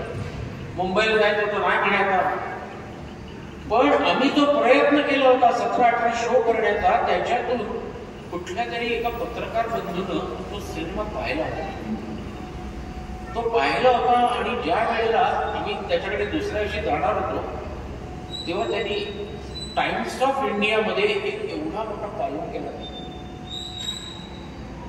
आणि तो कॉलम आहे ना तो त्या ईस्ट स्क्वेअरच्या मालकाने वाचला. आम्हाला काहीच माहिती. तो आम्हाला म्हणाला की क्या तुम्हारा फिल्म का रिपोर्ट है, देखा क्या? बोलला आम्ही नाही बघितलं. तर त्यांनी आम्हाला दाखवलं ते भयंकर स्टॉक ले लो, भयंकर स्टॉक. तो बोला ये करेंगे हम, लेकिन उसके पहले हम एक आदमी को भेजते हैं, मेरे दोस्त को, जो फिल्म इंडस्ट्री में काम करता है, वो अकेला आकर फिल्म देखेगा, उसके बाद मैं डिसीजन लूंगा. आप मुंबई में एक थिएटर प्लान करो. मग आम्ही जाऊन एक मुंबईला बँड्राला थिएटर पॅन्ट तो दुपारी 3च्या शोला येणार होता आणि ती व्यक्ती संध्याकाळी 5:30 पर्यंत आलीच नाही. आम्ही एवढे दुःखी झालो, म्हणजे नाव म्हणतात तसे झालो, म्हणजे डोळ्यात पाणी यायला लागलं. गेलं आपलं फोटो, या माणसावर आपलं भवितव्य असणार होता, पण तो आलाच नाही. थिएटरची वेळ संपली आणि 5 मिनिटात त्या माणसाचा फोन आला. कसा आवाज, म्हणजे उर्मटपणामध्ये काय हा मैं आ रहा हूं, आप राहा 2 मिनिट, मैं आ रहा हूं. अरे आता आ रहा हूं म्हणजे काय, थिएटर तर दुसरं पण बुक करणार, आमच्याकडे पैसे नाही. कप्पाला हातात करून बसलो होतो, तर त्या फिल्म दाखवणारा जो असतो ना, त्याने आमच्याकडे बघितलं, तर रीड करताना त्याने सिनेमा पाहिला होता. तर काय झालं बाबा, म्हटलं असं झालं, तो माणूस आता येतो म्हणतो, आपली वेळ संपली. हा मग दुसरा वेळ बुक करा तुम्ही. तो किती पैसे लागतील, तर 3000 रुपये. आमच्याकडे होते 3000 रुपये, 1000 रुपये असतील उरलेले काय. बोलतो असं आहे, असं आहे. नाही हे फिल्म फार चांगलं आहे, हे सगळं दाखवायला पाहिजे, आपण बघूया. तो मॅडम तो आम्हाला खाली त्या थिएटरच्या पालकाकडे घेऊन गेला, मराठी मला. त्याने आम्हाला उभं केलं कि सर ये ऐसे लोग आए हैं, बहुत नए लोग हैं, लेकिन तो बहुत अच्छा फिल्म है, वो देखने वाला आदमी आया नहीं, उसका थिएटर का टाइम गया, अभी वो आ रहा है, तो इसका फीचर खराब हो जाएगा, कुछ करो ना. तो क्या करना है, तो दूसरा शो का टाइम जरा देता है क्या. हाँ दूसरा शो तो है, टाइम है, तो पैसा भरो और ले लो. तो ले लो, पैसे नहीं. क्या नहीं, पैसे नहीं उसके पास, लेकिन उनका फ्यूचर खराब हो जाएगा, बहुत अच्छे लड़के. हाँ फिर अच्छा है पिक्चर के वो, तो बोला हाँ बहुत अच्छे, आप भी देख सकते हैं आके. ठीक है दे दो उनको. आमच्याकडे 1000 रुपये वाले त्याच्या हातावर की अभी रहने दो, पिक्चर दिखा दो उसको, बाद में देखेंगे. आणि त्याला पण थिएटर दिलं फ्री करून. तो माणूस आला, भेटला, सिनेमा एकट्याने बघितला थिएटरमध्ये आणि बाहेर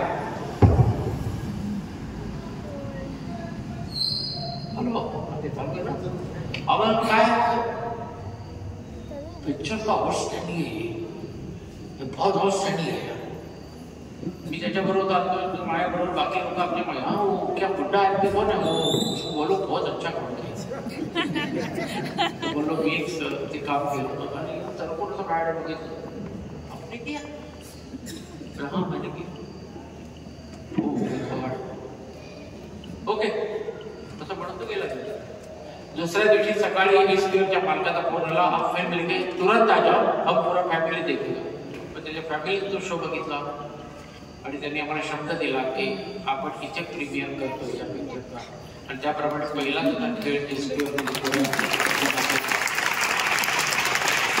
अशा अडचणीचे उभं करेपर्यंत खूप आल्या, पैशाच्या अधिक वेळा आल्या, पण आम्ही डगमगलो नाही. करायचं खिशात काय नाही, तरी पण आम्ही काय करायचो.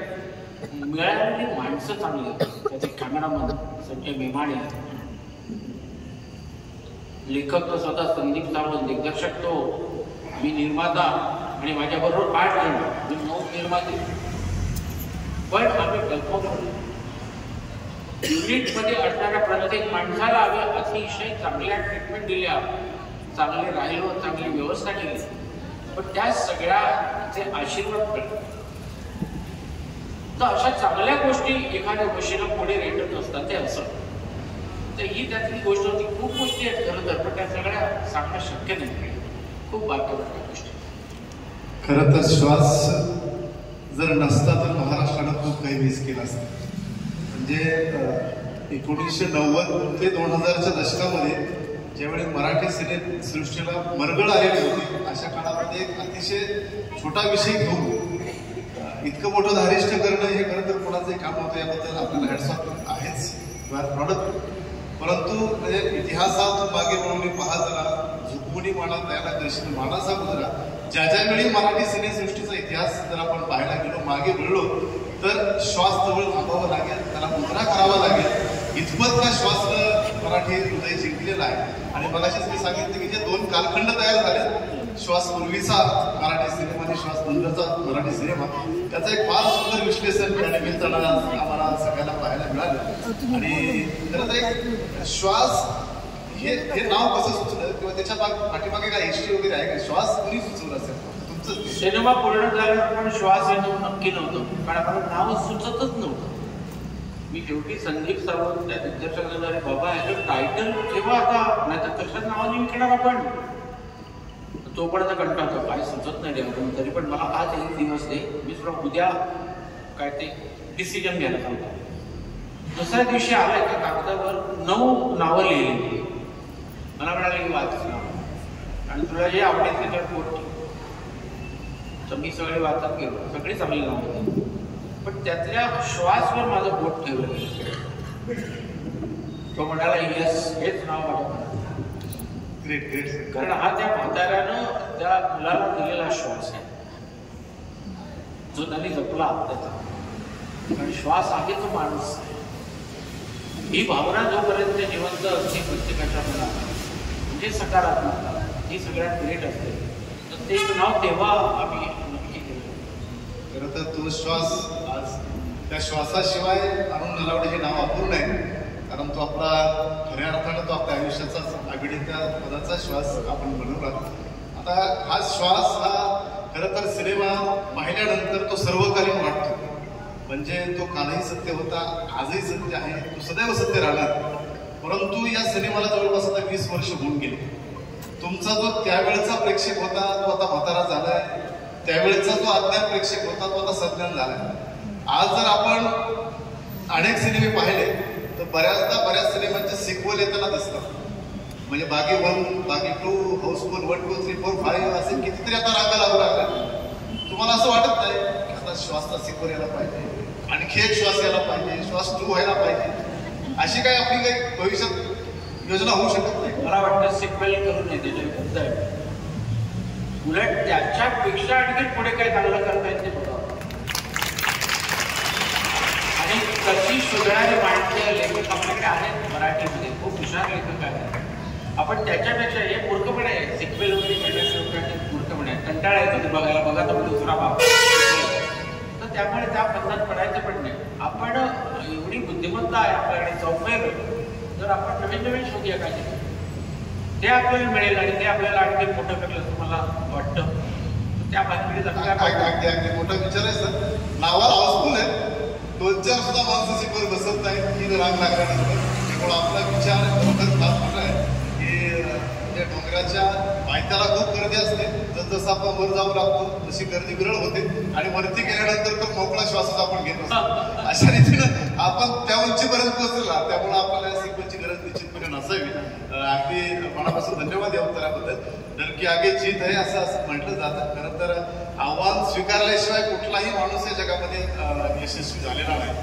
आणि प्रत्येकाच्या आयुष्यामध्ये चढउतार हे मांडलेलेच असतात, ते त्याच्या कर्मानं असते, नशिबानं असतं. म्हणजे या तुमच्या क्षेत्रात तर दस्तूर खुद्द अमिताभ बच्चन सुद्धा महानायक सुटले नाही. म्हणजे स्ट्रगल हा या क्षेत्राला खरं तर एक बाजूच, दुसरी बाजूच म्हणजे कंपल्सरी अनिवार्य बाजूच झालेली आहे. तर आपल्या या संपूर्ण 40 वर्षाच्या प्रवासामध्ये ते थिएटर्स, नाटकं असतील, टीव्ही सिरियल्स असतील किंवा सिनेमेच असतील, हे सगळे करत असताना आपल्या आयुष्यामध्ये काही चढउतार झाले का? असे काही हताश होण्याचे क्षण असे प्रसंग आपल्या आयुष्यामध्ये आले का? आणि जर आले असतील तर त्यातून आपण बाहेर कसे? नटाच्या बरोबर एक वाक्य येतं, शो मस्ट गो ऑन. आमच्या इंडस्ट्रीत अशा अनेक घटना झालेल्या आहेत.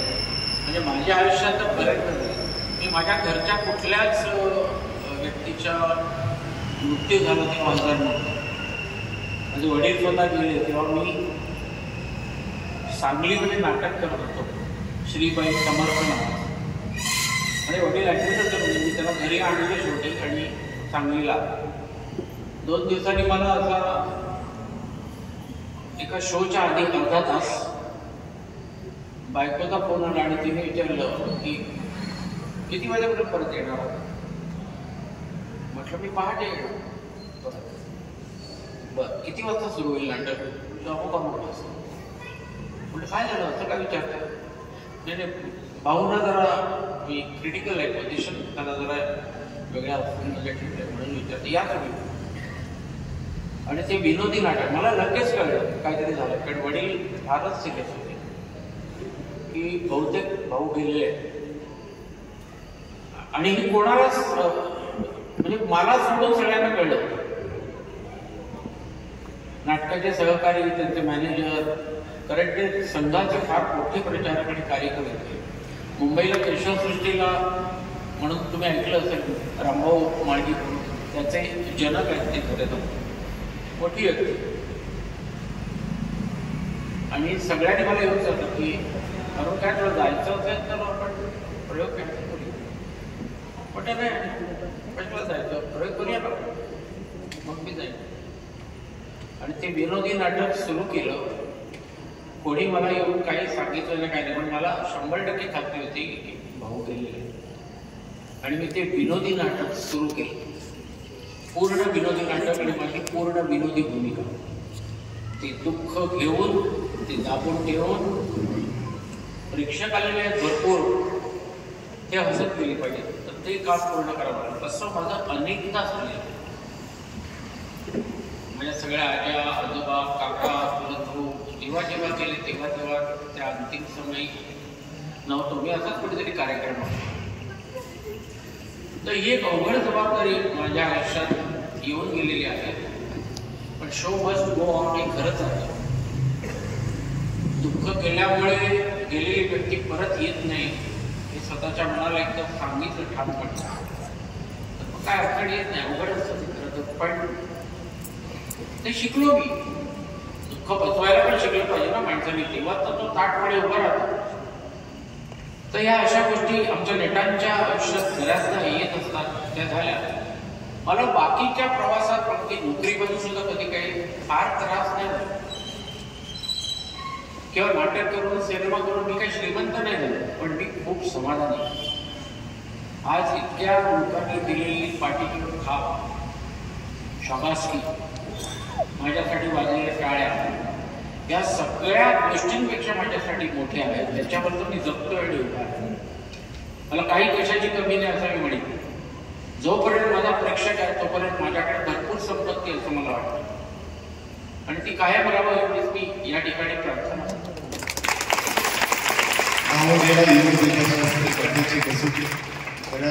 डोळ्याच्या कडा सगळ्यांच्या उलावल्या असतील असे प्रसंग कलाकाराच्या आयुष्यामध्ये येत असतात. आपण ते विविध ठिकाणी ऐकले असेल. बऱ्याचदा असं वाटतं की कला ही व्यक्तीला आकार देते, की कलाकारच तरी आकार देतो काही कळत नाही. परंतु आपलं आयुष्य हे असंच कलाकाराचं असतं, आणि आपल्याला फक्त कलाकाराचं स्क्रीनवरचा कलाकार दिसतो, त्याच्या पाठीमागच्या असणाऱ्या सगळ्या गोष्टी बऱ्याचदा आपल्याला माहिती होत नाहीत. अशा निमित्तानं म्हणून तर अशा माणसांना आपण उघडत नसतो. सर, आपण खरं तर वयानं बुजुर्ग नसला तरी 40 वर्ष ही फार मोठा कालखंड झाला. त्यामुळे त्या दृष्टीनं त्या क्षेत्रामध्ये आपण बुजुर्ग आहात. आजचा सिनेमा, 40 वर्षापूर्वीचा सिनेमा, तुमच्या या 40 वर्षाच्या काळातला सिनेमा आणि आज जो बदललेला सिनेमा आहे, याच्यामध्ये आपल्याला किती बदल होत गेले असं वाटतं.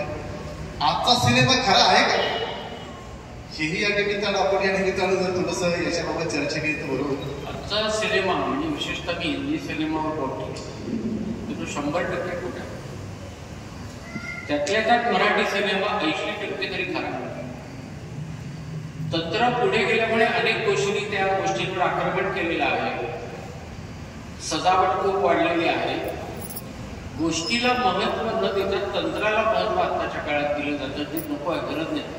तुमची गोष्ट काय सिनेमाची जी लोकांना पहिली भावते, आणि मग तुम्हाला सिनेमा आवडतो. जुने सिनेमा त्याच्यामुळे आवडायचा की त्या गोष्ट होती, त्या गोष्टींसाठी तो सिनेमा आवडायचा. आज आताही जुन्या सिनेमांच्या आठवणी तशा फार कोण काढत नाहीये, पण जुन्या नाटकांच्या मात्र काढण्यात येतात. आज अनेक जुनी नाटकं पुनराजीवित म्हणून येत आहेत. काही माणसं या विचाराची आहेत की जुनं ते सोडून जुनं गोष्टी जपून ठेवल्या पाहिजे, वारसा पुढे सांभाळला पाहिजे. अगदी खरं. काही हिंदी सिनेमा खूप श्रेय, म्हणजे अक्षरशः 1-2 हाताच्या बोटांवर मोजता येतील असे चांगले सिनेमा. साऊथ संदर्भात आपण काय सांगा? आता तिथे हलके फुलके विषय घेऊन करोडांचा बिझनेस करणारे साऊथचं वैशिष्ट्य हे आहे की साऊथ आपली संस्कृती जपते. आणि पुढे नेते आणि सिनेमा माध्यमांची ते आणते.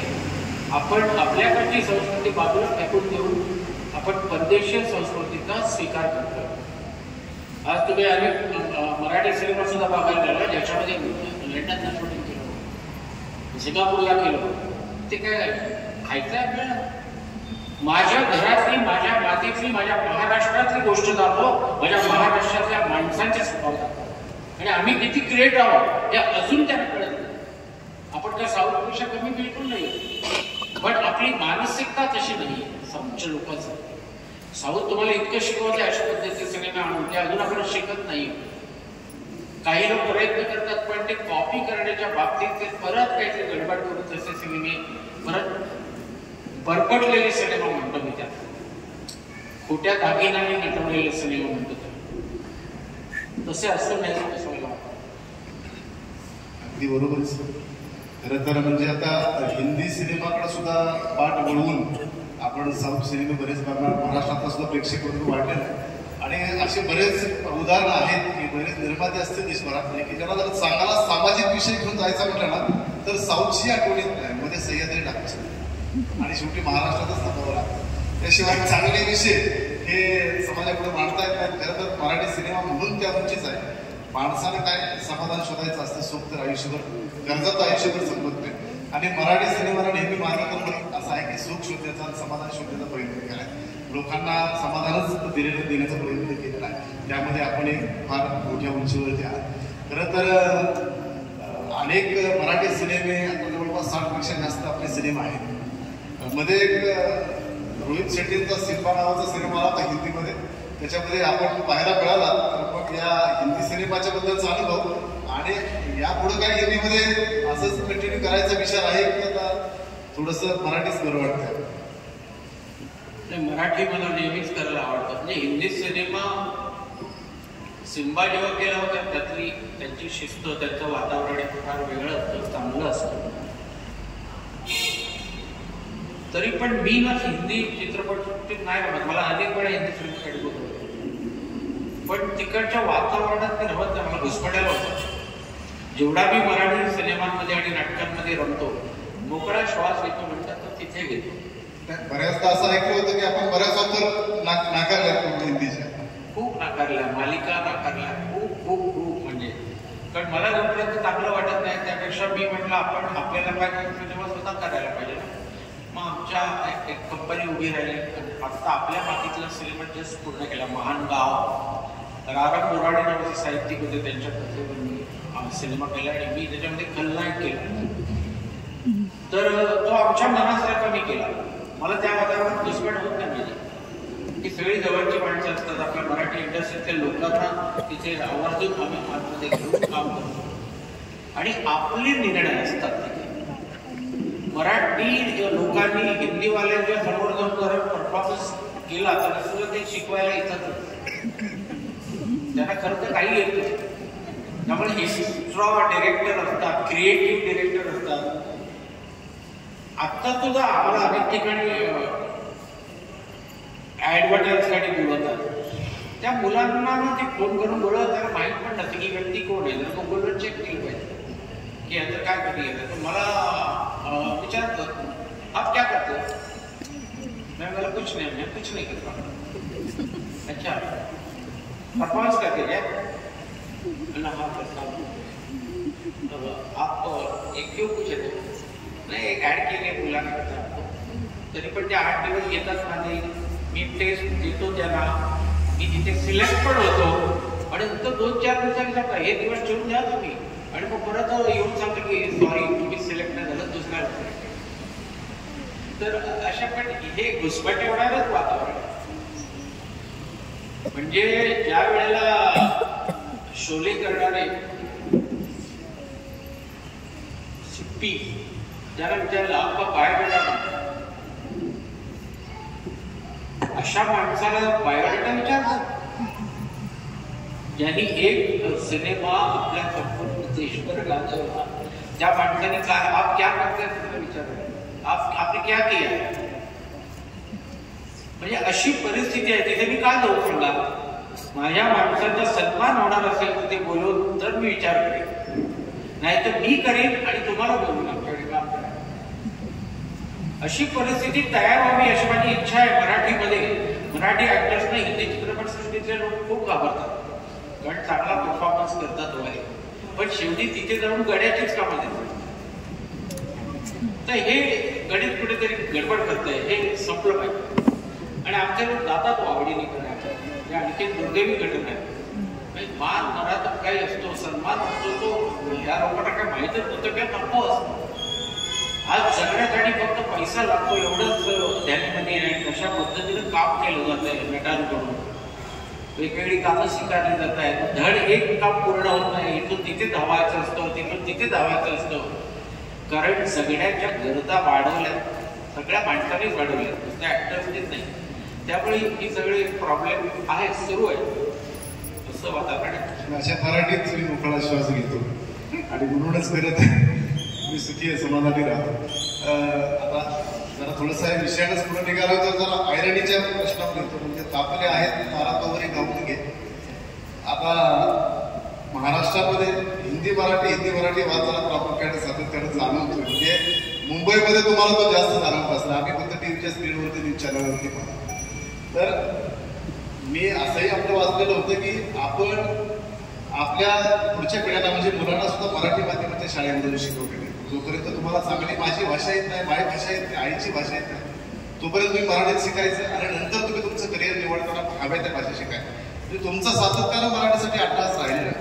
तर जो आज वाद प्रामुख्याने दिसतोय, तर या वादाकडे तुम्ही कसं पाहता? नाही, हे याच्यामध्ये काही खोटं नाही वाटत मला. माझ्या महाराष्ट्रात मराठी बोलली गेलीच पाहिजे आणि माझ्या महाराष्ट्रात जे राहत असतील त्यांना पण मराठी आली पाहिजे. मोडकी तोडकी का पण आली पाहिजे. पण आता तर इथं काय झालं, याच्यावर आंदोलन निघायला लागले. ही दुर्दैवी गोष्ट. आपल्या महाराष्ट्रात आपली भाषा बोलताना आपल्याला लाज वाटते, ते अतिशय दुर्दैवी गोष्ट.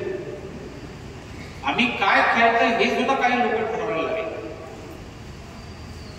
तर हे ज्या पद्धतीनं पुढे चाललंय ते चुकीचं आहे. याच्यावर खरं शिबिरं घेतली पाहिजे. इतकी भयंकर गोष्ट आहे. प्रत्येकाला आपल्या भाषेचा अभिमान असतो. तुम्ही जर साऊथ मध्ये गेलं तर बघा ना, तुमच्याशी कोण बोलतं का हिंदीत, मराठीत, कुठल्या भाषेत, त्यांची भाषा. आणि एवढं सगळं करून मला असं वाटतं जगाच्या पाठीवर भाषा आड येणारच नाही. जोपर्यंत तुमचं मन सजीव आहे ना, तर तुम्ही हातवारे आणि हावभाव करून पण सांगू शकता तुम्हाला काय पाहिजे. इतकं जर होत असेल तर तुम्ही काय आता ढिंडोरा पिटताय, वातावरण बिघडत आहे. मला तर फार म्हणजे लाज वाटायला की आपण भाषेवर भांडण्याची वेळ आता आली या काळामध्ये. आणि महाराष्ट्रात मराठी बोलणं ठीक आहे, बोलणार आहे, पण माझं काही गोष्टी घडत असतील आणि मला हिंदी बोलावं लागत असेल ते पण बोलणार का बोलू नये. मला आता गरज आहे की मला ही वस्तू पाहिजे, अर्जंट आहे, एका माणसाचा जीव वाचवायचा मला, त्याला कळत नाही मी काय सांगतो ते, मग मी हिंदीमध्ये बोललो, त्यात काय चुक. तर हे फार काय मी गंभीरपणे घेतच नाही. मला ज्या वेळेला जे बोलता येईल ते मी बोलतो. अगदी स्वभावाप्रमाणे स्पष्ट आणि परखड त्याने विचार आपण व्यक्त केलेले. खरं तर सेलिब्रिटी एकदा झालं की एका लोकप्रियतेच्या वेगळ्या उंचीवरती माणूस पोहोचत असतो. मग ती आर्थिक सुबत्ता येते, प्रतिष्ठेची सुबत्ता येते, आणि हे सगळं झालं की दुसरीकडे कुठेतरी वळावं वाटतंय का सेलिब्रिटीला. आणि त्याची इच्छा जर नसेल तरी काही पक्षांना त्याला आपल्यासोबत घ्यावं असं वाटतं. मला तुम्हाला समजत असेल की थोडंसं आता राजकीय याच्याकडे बोलतोय की मला असं विचारायचं की विशेषतः म्हणजे सेलिब्रिटी आणि राजकारण याचं थोडंसं कुठेतरी नंतर सूत जुळताना दिसतं. तर तुमचं असं सूत अजून तरी कुठे जुळलेलं दिसत नाही. तुम्हाला कुठल्या पक्षानं वापर केली नाही का तुमची जायची इच्छा नाही की तुम्हाला विधानसभेत नकोच आहे? जायची इच्छा नटाने सगळ्यांचे मित्र असं पाहिजे मला वाटतं. त्याला कुठलेही दरवाजे बंद असतात कामा नये. त्यामुळे आपण त्या म्हणजे आपली मतं आपण मांडू शकतो त्या याच्यावर. पण आज ती मांडायला पण भीती वाटते ना. स्पष्ट बोलायचं म्हणजे किती स्पष्ट बोलायचं हे पण आता त्याच्यावर पण रेश नाही झालं. त्यामुळे आम्ही जसे कुठल्या पक्षाचे नाही आहेत. जो चांगलं काम करेल समाजासाठी तो पक्ष भविष्यात वापरायला तर आणि मला ते येणार नाही. त्याच्यासाठी वेगळा स्वभाव लागतो. वेगळी वृत्ती लागते माणसामध्ये, ती माझ्याकडे नाही. तर खऱ्याचा माणसं जमवताना सेलिब्रिटी लागतात, तुम्ही त्याही स्टेजवर कधी दिसला नाही म्हणून विचारतो. आता ती क्वचित कधीतरी गेलेलं आहे. माझा मित्र होतो ते उभे, त्यामुळे मला त्यासाठी जावं लागलं. धन्यवाद सर. सिनेमा नेहमीच असा बदलत पुढे जातोय. लोकांच्या आवडीनिवडी जशा बदलत आहेत त्याप्रमाणे सिनेमाच्या पद्धती बदलत आहेत, सिरियलच्या नाटकांच्या पद्धती बदलत आहेत. जुन्या पिढीतील कलाकार त्यांच्यासोबत तुम्ही काम केले आणि आजच्या नवीन पिढीतील कलाकार यांच्यासोबत तुम्ही आज काम करताय. तर तुम्हाला या नवीन पिढीतील कलाकारांच्या विषयी काय वाटते किंवा त्यांच्याबरोबर काम करताना सोपं जातंय की कठीण जातंय, किंवा नवीन पिढीतील कलाकारांच्या विषयी तुमचं काय वाटतं? नवीन पिढीबरोबर काम करायला मला आवडतं, कारण त्यांच्यामध्ये ऊर्जा असते. ती ऊर्जा मला घ्यायची असते किंवा माझी ऊर्जेत वाढ करायची असते. तर आता बऱ्याच नवीन पिढीबरोबर काम मी केलेलं आहे. बरीच मुलं थोडंसं अजून शिस्त फक्त त्यांच्यात यायला पाहिजे, बाकी त्यांच्यात चैतन्य उत्साह ठासून भरलेला आहे तुम्ही म्हणेल. उलट जुन्या लोकांबरोबर काम करायला मला सुद्धा भीती वाटायची, एक दबाव पण असायचा. मुलांबरोबर काम करायला आपण त्या वयाचे म्हणून जर बसलो ना तर आपल्याला काही अडचण येणार नाही असं मला वाटतं. त्यांच्याकडून खूप नवीन नवीन कल्पना आपल्याला शिकता येतात की मुलं आत्ताची हुशार आहेत. त्यामुळे त्यांच्यावर काम करा. आणि आता नवीन पिढीतलीच मुलं या क्षेत्रात आम्हाला दिसत आहेत, काम करायला येत आहेत, त्यांच्याबरोबर काम करायला मिळतं. आणि कसं आहे, आमच्या व्यवसायात किंवा प्रत्येक माणसाची शिस्त तर असेल, शिस्त पाळली गेली पाहिजे आणि तुमच्यातला माणूस तुम्ही जपला पाहिजे. दोन गोष्टी घेऊन गेला तर नटाचं आयुष्य भरपूर वाढतं. हरिरावीपणा येतो, यशानंतर तोच येतो, उद्धटपणा येतो, बेशिस्तपणा येतो. दुसऱ्याला टोचून बोलायची वृत्ती माणसाच्या मनात, मुलांच्या मनात वाढायला लागते. ती फक्त त्यांनी अवलंबून नाही, और घेऊ नये किंवा तशा पद्धतीचं आपलं वर्तन ठेवू नये असं मला नक्की वाटतं. निश्चित तुम्ही सातत्यानं कलाकारांना मार्गदर्शन करीत असताच. You are always busy. तुम्ही नेहमी सतत बिझी असतात आणि चांगला ऍक्टर हा बिझी असणं हेच खरं तर त्या चांगल्या ऍक्टरचं एक प्रतिनिधी दिसतं आपण चांगल्या ऍक्टरमध्ये. सध्या सुद्धा आपण वेगवेगळ्या मालिकांमधून आम्ही पाहतोय टीव्ही स्क्रीनवरती आपल्याला, परंतु सध्या कुठला असा सिनेमाचा प्रोजेक्ट वगैरे आता सध्या काय चालू आहे? आत्ताच पूर्ण केलं बघा, म्हटल्याप्रमाणे महान गाव असा सिनेमा मी आत्ता पूर्ण केलाय. 1972 काळाचं वातावरण आहे आणि दुसरं म्हणजे तो ग्रामीण लेवलचं असं गेम. तुम्हाला काहीतरी पाहायला मिळेल, अजून यायचा आहे तो, पण पूर्ण झालं 1 वर्षाच्या आत आहे. त्याच्यामध्ये आपली भूमिका? मी औचितराव नावाचा एक सरपंच आहे आणि खलनायकाची वेगळा खलनायक. बऱ्याचदा आपल्या वयापेक्षा जास्त वयाच्या भूमिकेमध्ये आम्ही पाहिले, म्हणजे ज्या वयात आपलं लग्न कदाचित झालं नसेल त्या वयात आपले आजोबा झाले. आपण 23व्या वर्षी पेशव्याचं काहीतरी काम तुम्ही आपण 80 वर्षाच्या पेशव्याचं. होय, हे फार मोठं आव्हान नेहमीच राहिलेलं असतं. आव्हान म्हणण्यापेक्षा ना मला त्याच्यामध्ये वेगवेगळे व्यक्तिमत्व दिसतात त्या वयामध्ये, की 60चा माणूस कळणं, 70चा माणूस कळणं. कारण कसं आयुष्याची फार मोठी शिदोरी त्या व्यक्तिरेखांसोबत असते, वेगवेगळे अनुभव असतात, वेगवेगळ्या माणसांबरोबर ते वावरले लागतात. तर ते परफॉर्म करताना खूप कामी येतात आणि मग काम पण खूप मिळतं. म्हणून तुम्ही अजून केस काळे करत बुजुर्ग वाढलं पाहिजे, तशा भूमिकाच मिळाल्या पाहिजे. धन्यवाद सर. तुमच्या कलेचे जसे आम्ही सगळे फॅन आहोत, तसे तुमच्या सोशल वर्क जे चालू आहे त्याचे, तुमच्या सामाजिक भान जे जपून तुम्ही काम करतात त्याच्या सुद्धा महाराष्ट्र फॅन आहे. कारण श्वास फाउंडेशन नावाचं फाउंडेशन जे गुगलवरती टाकल्यानंतर तुमची सगळी कामं आपोआप पटापट दिसू लागतात. हे सगळं करत तुम्ही जे काय समाज पण जपताय, जे माणूस पण जपताय आणि समाजाला जे आपल्याला दिले ते समाजासाठी उतराई म्हणून जे काय रिटर्न्स देत आहे, तर या संदर्भात आपलं सामाजिक कार्य सुद्धा या निमित्ताने या मुलाखतीला माहिती व्हावं. श्वासच्या वेळेला जेव्हा तो नॅशनल अवॉर्ड मिळवून ऑस्करला सिलेक्ट झाला होता, तेव्हा ऑस्करला आम्ही नाही जाऊ शकत असं ठरवलं होतं. तर ही बातमी बाळासाहेबांच्या बरोबर लक्षात आली, काहीतरी गडबड आहे. बाळासाहेब ठाकरेंनी सांगितलं आमच्या इकडच्या आमदारांना की जा त्याला जाऊन भेटा आणि बघ विचारा काय अडचण आहे. आमचे आमदार आम्हाला भेटायला आले घरी की काय काय प्रॉब्लेम आहे. ऑस्करला एवढी मोठी संधी आली तू जात नाही. म्हटलं आपल्याकडे पैसे नाही, सिनेमा पैसे कमी असताना मी केलाय. ऑस्करला करोडो रुपये लागतात आणि त्याचा तंत्र आम्हाला माहीत नाही. आम्ही काय जाणतो किती पैसे लागते. म्हटलं मला अंदाज नाही. ठीक आहे मी बोलतो बाळासाहेबांशी. बाळासाहेबांशी ते बोले. बाळासाहेबांना आम्हाला बोलत घेतलं सगळ्यांना आणि आम्ही सगळे निर्माते गेलो होतो. माझ्याबरोबर होते सगळे. बाळासाहेबांनी बाहेर आले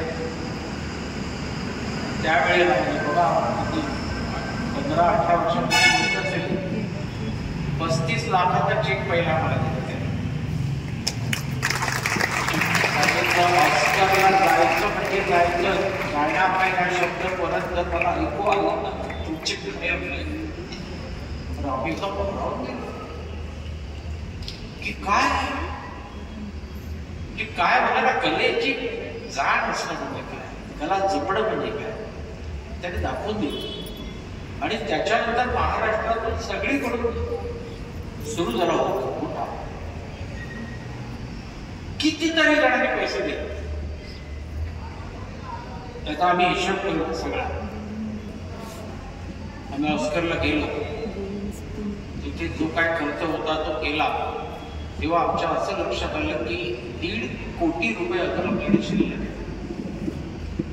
हे लोकांनी साहजिकच सिनेमाला पैसे दिले होते. तुमच्याकडे सिनेमा किती खर्चात बनला होता? साधारण त्यावेळेला 75 लाख आणि 1.5 कोटी तुमच्याकडे शिल्लक होते सगळं. आणि ऑस्करला आम्ही गेलो होतो तेव्हा तिथे खर्च भरपूर लागतात. ते आम्ही कमीच केले. पण म्हटलं आपल्याला निवडत करू आपल्याला काय घेतणार आहे. पण तरी सुद्धा आम्ही तिकडे नाव मिळवलं. काही फेस्टिवलमध्ये आम्हाला रेड कार्पेट घेतली. त्याच्यानंतर आम्हाला प्रेक्षक पुरस्कार मिळाले एका शोला. पॉप स्प्रिंग फेस्टिवलमध्ये न्यूयॉर्कच्या फेस्टिवलला गेला. सकाळी तिकडे रेडिओवर आमच्या मुलाखती झाल्या वगैरे वगैरे आपण सगळं चालू होतं. पण ती फार अवघड असतं. ती न सुटणारा कोडा आहे. आणि मग मुंबईत आल्यावर आमचे लोक म्हणाले काय आपण दुसरा सिनेमा करूया आपल्याकडे पैसे आहेत. म्हटलं नाही दुसरा सिनेमा नाही करायचा. मग काय करायचं. अरे आपल्याला पिक्चरकडे लोकांना दिले पैसे. म्हटलं देऊ दे. म्हणजे त्याच्यावर तुम्ही सिनेमाच केला पाहिजे. किंवा प्रेक्षकांनी किंवा नागरिकांनी कुठल्या भावनेतून जो पैसा दिला आहे कशासाठी दिला येते. आणि आपण एक काम करूया. श्वासच्या निमित्तानं संपूर्ण महाराष्ट्रावर फिरण्याची संधी मिळाली. किंवा मला असं कळलं की कित्येक सामाजिक संस्था देशाविनावर काम करतात. त्यांना पैसेच देते. त्यांच्या अडचणी खूप आहेत. तर आपण या प्रॉब्लेममधून आपल्याला जे पैसे आहेत ते आपण समाजाला परत करूया की जेणेकरून उद्या अजून काही आपल्यासारखं कोणाला कार्य आलं समोर आणि ते करावं लागलं त्याकडे पैसे द्यायचे. जनता परत उभी राहील. या लोकांनी ते पैसे खाऊन नाही टाकले. या पैशांनी तो पैसा समाजाला परत करून टाकला. 22 सामाजिक संस्थांनी निवडल्या. टाटा कॅन्सर त्याला त्यावेळेला मी 5 लाख रुपये दिले. टाटा एड फाउंडेशन याला पैसे दिले 3-3.5 लाख. आणि अनाथ मुलांसाठी अनाथ स्त्रियांसाठी कोणाची छोटे ऑपरेशन होती लहान लहान मुलांची ती करण्यासाठी त्या कंपनीला त्या संस्थांना आम्ही मदत केली. आणि निळूभाऊ फुलेंच्या हस्ते हे सगळं प्रदान झालं. त्या निळूभाऊनी आणि शासनाला महत्वाचं महाराष्ट्र शासनाचा चित्रपट विभाग याला आम्ही 35 लाख रुपये त्यांना फक्त असे नुसते नट आणि नट्यांना पैसे देऊ नका. सिनेमाच्या मागे सिनेमाचं यश मिळवण्यासाठी जी लोक पडद्याच्या मागे राहतात त्यांना पुरस्कार द्या. तर त्याप्रमाणे शासनाने ते पाळलं. आज प्रत्येकाला खूप मोठी मोठी कॅश मिळते त्याच्या व्याजातून. अजून ते चालू आहे. आणि एक मुलगी आम्ही दत्तक घेतली जिला सेम रोग झाला. आम्ही दत्तक घेतली तेव्हा ती 2.5 वर्षाची होती. कोकणामध्ये पाटपोरळे नावाचं गाव होतं. तेव्हा आम्हाला एक बातमी मिळाली की श्वास करून ते काय केलं बघा इकडे ही मुलगी अशी आहे तिचा बाप तिला ऑपरेशन करून दे. मी सेकंड ओपिनियनला जाईल. हे थर्ड ओपिनियनला जाईल. त्या मुलीला मी भेटलो. रातोरात मी गेलो कोकणामध्ये शोधून काढलं. रिक्षावाला तिला घरी मागवता तेव्हा त्या मुलीला त्याने आणलं होतं सांगा. तिचा एक डोळा असा हळूहळू मोठा होत चालला होता ऐकेला, त्यातून पाणी येत होतं, दुसरा डोळा लहान होता. त्याला आम्ही समजावलं की आपण करू काहीतरी याच्यासाठी. तो काय करणार तुम्ही पुढे दिसलं काय करणार, दिसलं तरी काय करणार, तुझ्या आयुष्याचं काय डोळ्याचं जागा त्याला म्हटलं तू श्वास बघितलास का, तो नाही म्हणतो. मी नाही म्हणतो. त्याला रात्रीच्या रात्री आम्ही श्वास दाखवतो. त्याच्या पोटाची तयारी केली. डॉक्टरांची एम हॉस्पिटल नायब हॉस्पिटलमधले डॉक्टर, त्यांना आम्ही पहिलं इकडून फोनवरून कनेक्ट झालो. पण त्याला काही सर असं आमची इच्छा अशी असे केस मला मिळाले त्याच गावात आहे जिथे श्वास चिकित्सा. तर आम्ही आता काय करतोय, ही मुलगी अडॉप्ट करतोय, हिची सगळी ट्रीटमेंट आम्ही करू, तुम्ही आम्हाला सहकार्य करा. थोडे डॉक्टर घेऊन या. पण तिच्या वडिलांवर त्यावेळेला 18,000 रुपयाचं कर्ज होते त्याच्या रिक्षात. ते त्याला सोडून दिलं. त्या मुलीच्या नावाने 3.5 लाख रुपये त्यावेळेला फिक्स केले की पुढे व्याजातून तिचे शिक्षण होईल. आणि तिला सांगितलं तिच्या वडिलांना की अशा तारखेला तू नायर हॉस्पिटलला जाऊन मुलीला घेऊन जा, ऍडमिट कर. आम्ही त्याचं बरोबर आम्ही तिच्यावर शेवट बनलं. पण कुठेही सांगायचं नाही, कुठेही पब्लिसिटी करायची नाही, पेपरला द्यायचं नाही, काय नाही. आम्हाला नाव नको आहे, तिचं काहीतरी भलं होतं. तर त्याने आणली तिला हॉस्पिटलला. फार गोड मुली होती, 2.5 वर्षाची. आणि डॉक्टरांनी गंमत काय केली की तिला ज्या वेळेला हॉस्पिटलमध्ये वॉर्डमध्ये ऍडमिट केलेला तेव्हा तिला ते श्वासाचा तो रोग गजवला होता. फुगे बिगे पट्ट्या असे झुंबर लावून. आणि सगळ्या हॉस्पिटलचा त्या क्षेत्राचा जो स्टाफ होता मोठे डॉक्टर्स ते आणून गेले. त्यावेळी तिचं चेकिंग झालं, हॉस्पिटलची तारीख ठरली ऑपरेशनची. आणि मला बोलले आपण तू जा, मी ऍडमिट होतो, आम्ही आहोत तिथे, काय काळजी करू नको, ऑपरेशनला आम्ही घेणार आहोत सांगतो.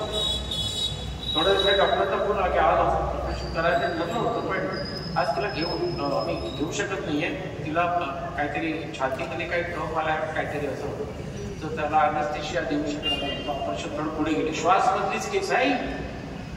त्या पिक्चरमध्ये पण असं त्या नातवाचं ऑपरेशन थांबतं. मग 8 दिवसांनी त्याचं नॉर्मल सुरुवात झाली पाहिजे. आज ऑपरेशन मी करतो. त्यांनी ऑपरेशन केलं. तिचा 1 डोळ्याचं ऑपरेशन केलं, दुसरा तसाच ठेवला होता.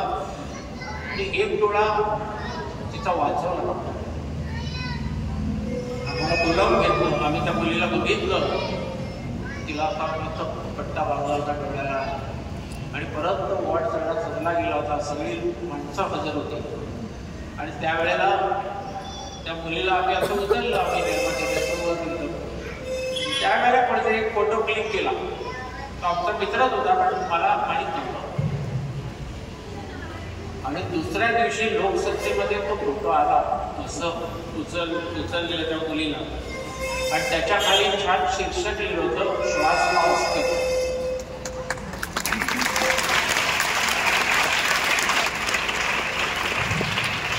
असा तो प्रोग्राम आम्ही त्याचा व्हिडिओ केला. तिला मुलांनी शाळेतून वर्गाड्या काढून दिल्या होत्या, गाड्या पुसल्या होत्या, पतंग बनवले होते, दिवाळीचे कंदील बनवले होते. आणि असे 5-5, 7-7 हजार रुपये आम्हाला दिले होते. पण त्यांना परत देताना त्या कार्यक्रमात आम्ही दुप्पट पैसे परत केले. ज्या मुलांनी 10,000 दिले होते, त्या शाळेने 50,000 दिले होते मिळून मुलांनी, त्यांना 1-1 लाख रुपये पैसे दिले. अशा पद्धतीने त्या पैशांचा आम्ही व्हिडिओ करून टाकतो. मला समाधान या गोष्टीच आहे. विश्वास करून फार स्वतःला नाव मिळवलं, पण हे जे काम केलं हे मला वाटतं चिरकाल टिकेल. खरं तर श्वास मलाच घडवलं नाही, समाजाला सुद्धा घडवण्याचं काम केलं. बॉक्स ऑफिसवरती श्वास किती चालला याच्यापेक्षा समाजाच्या परिवर्तनासाठी श्वास किती शासनानं काम केलं हे खरं तर फार मोलाचं ठरलेलं आहे. खरं तर आपल्याशी खूप बोलायचं आहे. म्हणजे आपले विचार अमर्याद आहेत, आपल्याकडून खूप काही शिकण्यासारखं आहे, परंतु दुर्दैवाने वेळ मर्यादित असते. आणि त्यामुळे थोडंसं आपण आता विस्तृत घेण्यापेक्षा मी प्रत्येकच एखाद्या मुलाखतीचा, चांगल्या मुलाखतीचा एक शेवटचा भाग असतो, तो म्हणजे एक रॅपिड फायर क्वेश्चन्स असतात. मी पटपट एक 5-7 प्रश्न विचारेन आणि मुलाखतीचा शेवट करेन. खरं तर हे प्रश्न पर्यायी प्रश्न म्हणजे अगदी एका शब्दामध्ये याचं उत्तर दिलं तरी काय हरकत नाही, आणि एखाद्या तुम्हाला वाटलं एखाद्या प्रश्नाचं क्लॅरिफिकेशन द्यायचं झालं तरी देऊ शकता. कारण हव्याशा वाटणाऱ्या मुलाखतीचा शेवट मलाही करावासा वाटेल, परंतु चला ठीक आहे, वेळेची मर्यादा पाहून आपण पुढे जातोय. तर मी असा पहिला प्रश्न आपल्याला विचारतोय. आपला तसं आपलं मूळ गाव कोकणात संगमेश्वरच्या आसपास आहे, पण मग मुंबई की कोकण? कोकण. मुंबईत लहानाची कुठे जा तरी कोकण. निर्माता, दिग्दर्शक, अभिनेता तिन्ही भूमिकांमधून आपण जातात, यापैकी कोणती? अभिनेता. हिंदी की मराठी? मराठी. चित्रपट, नाटक की मालिका? नाटक. चित्रपट, नाटक. चाळीतलं ते गजबजलेलं जीवन की सध्या ऐश्वर्यामध्ये सोसायटीमध्ये आपण जे प्रोफेशनल शांत जीवन जगताय ते? चाळीतलं गजबजलेलं जीवन, कारण मी ते अनुभवलेलं आहे आणि आता ते बंद दरवाजे अंगावर. ग्रामीण महाराष्ट्र की ते शहरी लोकजीवन? ग्रामीण महाराष्ट्र. सांगायचं तर सहाचा जन्म शहरामध्ये झाला, आजपर्यंत जवळपास 60 वर्ष होऊन गेले असते. 60 वर्ष ते शहरात राहिले, परंतु त्यांचे ज्या वेळी आपण सिनेमा बघतो ना, तर ते आपल्याला असं जाणवतं की हा माणूस शहरात असूच शकत नाही, तो तुमच्या आमच्या खेड्यामधलाच राहतो की काय, बाळावर फिरलाय की काय, असं वाटतं. त्यामुळे मला तो नेहमी प्रश्न पडतो की आपलं ग्रामीण जीवनाशी एवढं नातं कसं? मी ज्या माझ्या आजी आजोबा, अक्का, तात्या दर मे महिन्यात 3.5 तास एसटीने उतरल्यावर चालणं, हे जेव्हा जाम आवडायला लागतं ना, तेव्हा समजायचं की ग्रामीण जीवन आपल्या अंगात शिरलं. आणि तिकडे होणाऱ्या त्यांच्यापासून ते लाड, त्या गोष्टी, आता त्या आठवणी आहेत सगळ्या, पण मला त्या अजूनही आठवतात. मी माझ्या गावामध्ये, माझ्या वाडीमध्ये जी घरं आहेत ती 10-12च आहेत, पण सगळ्यांनी येऊन आपल्या घराचं स्ट्रक्चर बदललेलं आहे. म्हणजे परत ते सिमेंटमध्येच राहिला, पण ते अजून मोठ्या कौलारू घरात राहतो आणि सारवलेल्या जमिनीवर चालतो. खरं तर ही ग्रामीण नाळ तुमच्यासारखे कलाकार जपतायत, म्हणून खरं तर याचं फार कौतुक आम्हाला वाटतं. प्रत्येकालाच काही गोष्टी आवडत असतात. तुम्ही ज्या क्षेत्रामध्ये काम करताय त्या क्षेत्रामध्ये तुम्हाला हिरो म्हणून, नायक म्हणून, तुमच्या आवडीचा हिरो म्हणून संजीव कुमार, तसेच वाचता आपण नेहमी. त्यांची बरीच छाप आपल्या अभिनयामध्ये दिसते. आपली हिरोईन आवडते? मुतत. आपल्या घरची हिरोईन? त्यांचं काहीतरी योगदान असेल आपल्या आयुष्यात. तिला मी हिरोईन नाही म्हणू शकत. म्हणजे असंही ऐकलंय की त्या सुद्धा तुमच्या सोबत नाट्य कलाकार म्हणून काम करायचे? नाही, राज्यनाट्य स्पर्धेला म्हणजे आमची पहिली ओळख BST मधून स्टेट कॉम्पिटिशन काम केलं आणि तेव्हा म्हणजे तिला नाटक पाहायला, सिनेमा पाहायला फार आवडतो. वाचन संस्कृतीमध्ये ती एकदम पुढे. नोकरी पण केली तिने बँकेमध्ये, पण मुलीच्या शिक्षणासाठी ती रिटायर्ड झाली आणि माझं आत्तापर्यंत आयुष्य जे मी चालत आलेलं आहे त्याला पूर्ण टेकू देण्याचं काम तिनेच केलं. जीवनाची साथ असेल, आपल्याला सौभाग्याची साथ असेल तर क्रांती घडते. आपला इतिहास आहे महाराष्ट्राचा. निश्चितपणे आमच्या वहिनींना आमचा सलाम आहे. एक विषय राहायला बघायचा जातो आता की बऱ्याचदा डॉक्टरांची मुलं डॉक्टर होताना दिसतात, राजकारण्यांचे राजकारणी, ऍक्टरची सुद्धा मुलं अभिनय क्षेत्रामध्ये दिसतात. तुमची पुढची पिढी काय करते अजून कोणाला माहिती नाही. माझी मुलगी अमेरिकेत असते, सायकोलॉजिस्ट आहे. तिला काम करायला तिने नाही सांगितलं, तेव्हाच सांगितलं की नाही बघायला वगैरे ते मला आवडेल, पण मी नाटक, कारण काय आयुष्य असतं ते स्वतःच्या बापाकडून मी बघितलेलं, त्यामुळे ती नाहीच जाणार. पण ती दिसणारं रंजित आयुष्य अजून किती विचित्र आहे. तिथे लहानपणापासून तिला तशी कधी बाबा भेटलेच नसते, म्हणून कदाचित तसे तिच्या भाषेला पण मी नव्हतो त्याच्यावर मला अजून ऐकवलं जातं. नाव काय ठेवलं? नाव काय ठेवलंय आणि कुठे ठेवलं? नाव ते बायकोने ठेवले तनया. तुम्ही स्वतः दिग्दर्शन केलेलं आहे. तुमचा आवडता दिग्दर्शक? माझा आवडता दिग्दर्शक ऋषिकेश मुखर्जी. त्यांच्या एखाद्या प्रोजेक्टमध्ये आपण काम केलं? नाही, मी त्यांना भेटलो नाही, पण त्यांच्या एका पुस्तकात म्हणजे त्यांचं आत्मचरित्र आलं त्याच्यामध्ये माझा उल्लेख आहे. कारण त्यांनी श्वास पाहिला आणि तो भाषांतर त्यांना बसला होता. त्यांचा कोण है आदमी, वो परफॉर्मन्स ऐसा बनता है, मुझे यार मुझसे मिला होता. आणि नंतर ते आजारी पडले तेव्हा माझे मित्र बोलले की मला त्याला भेटायचं आहे, तुम्हाला एकदा घेऊन जाईल. आणि ते केले. मला त्याला भेटायला पण त्यांच्या आत्मचरित्रात त्यांनी उल्लेख केला. धन्यवाद. श्वास तर तुमचा आवडता चित्रपट आहेच, जो अख्ख्या महाराष्ट्राचा आहे. महाराष्ट्राच्या पलीकडे जाऊन साता संदर्भात मल्याळात पोचलेला आहे. बऱ्याच भावना आवडला.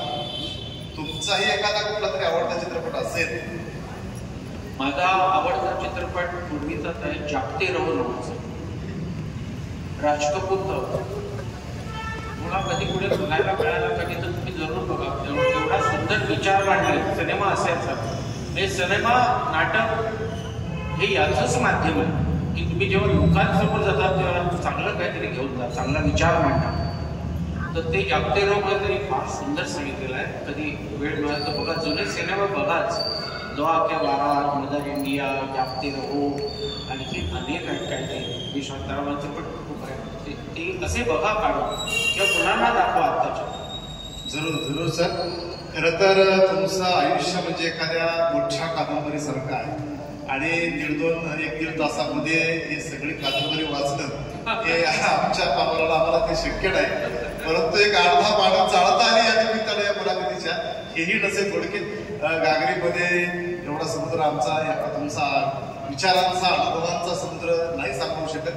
परंतु 1.5 तासामध्ये आम्ही तो थोडाफार का होईना प्रयत्न केला आणि आम्ही मागितलं त्यापेक्षा तुम्ही खूप विचारांचं धन या निमित्तानं आम्हाला दिलं.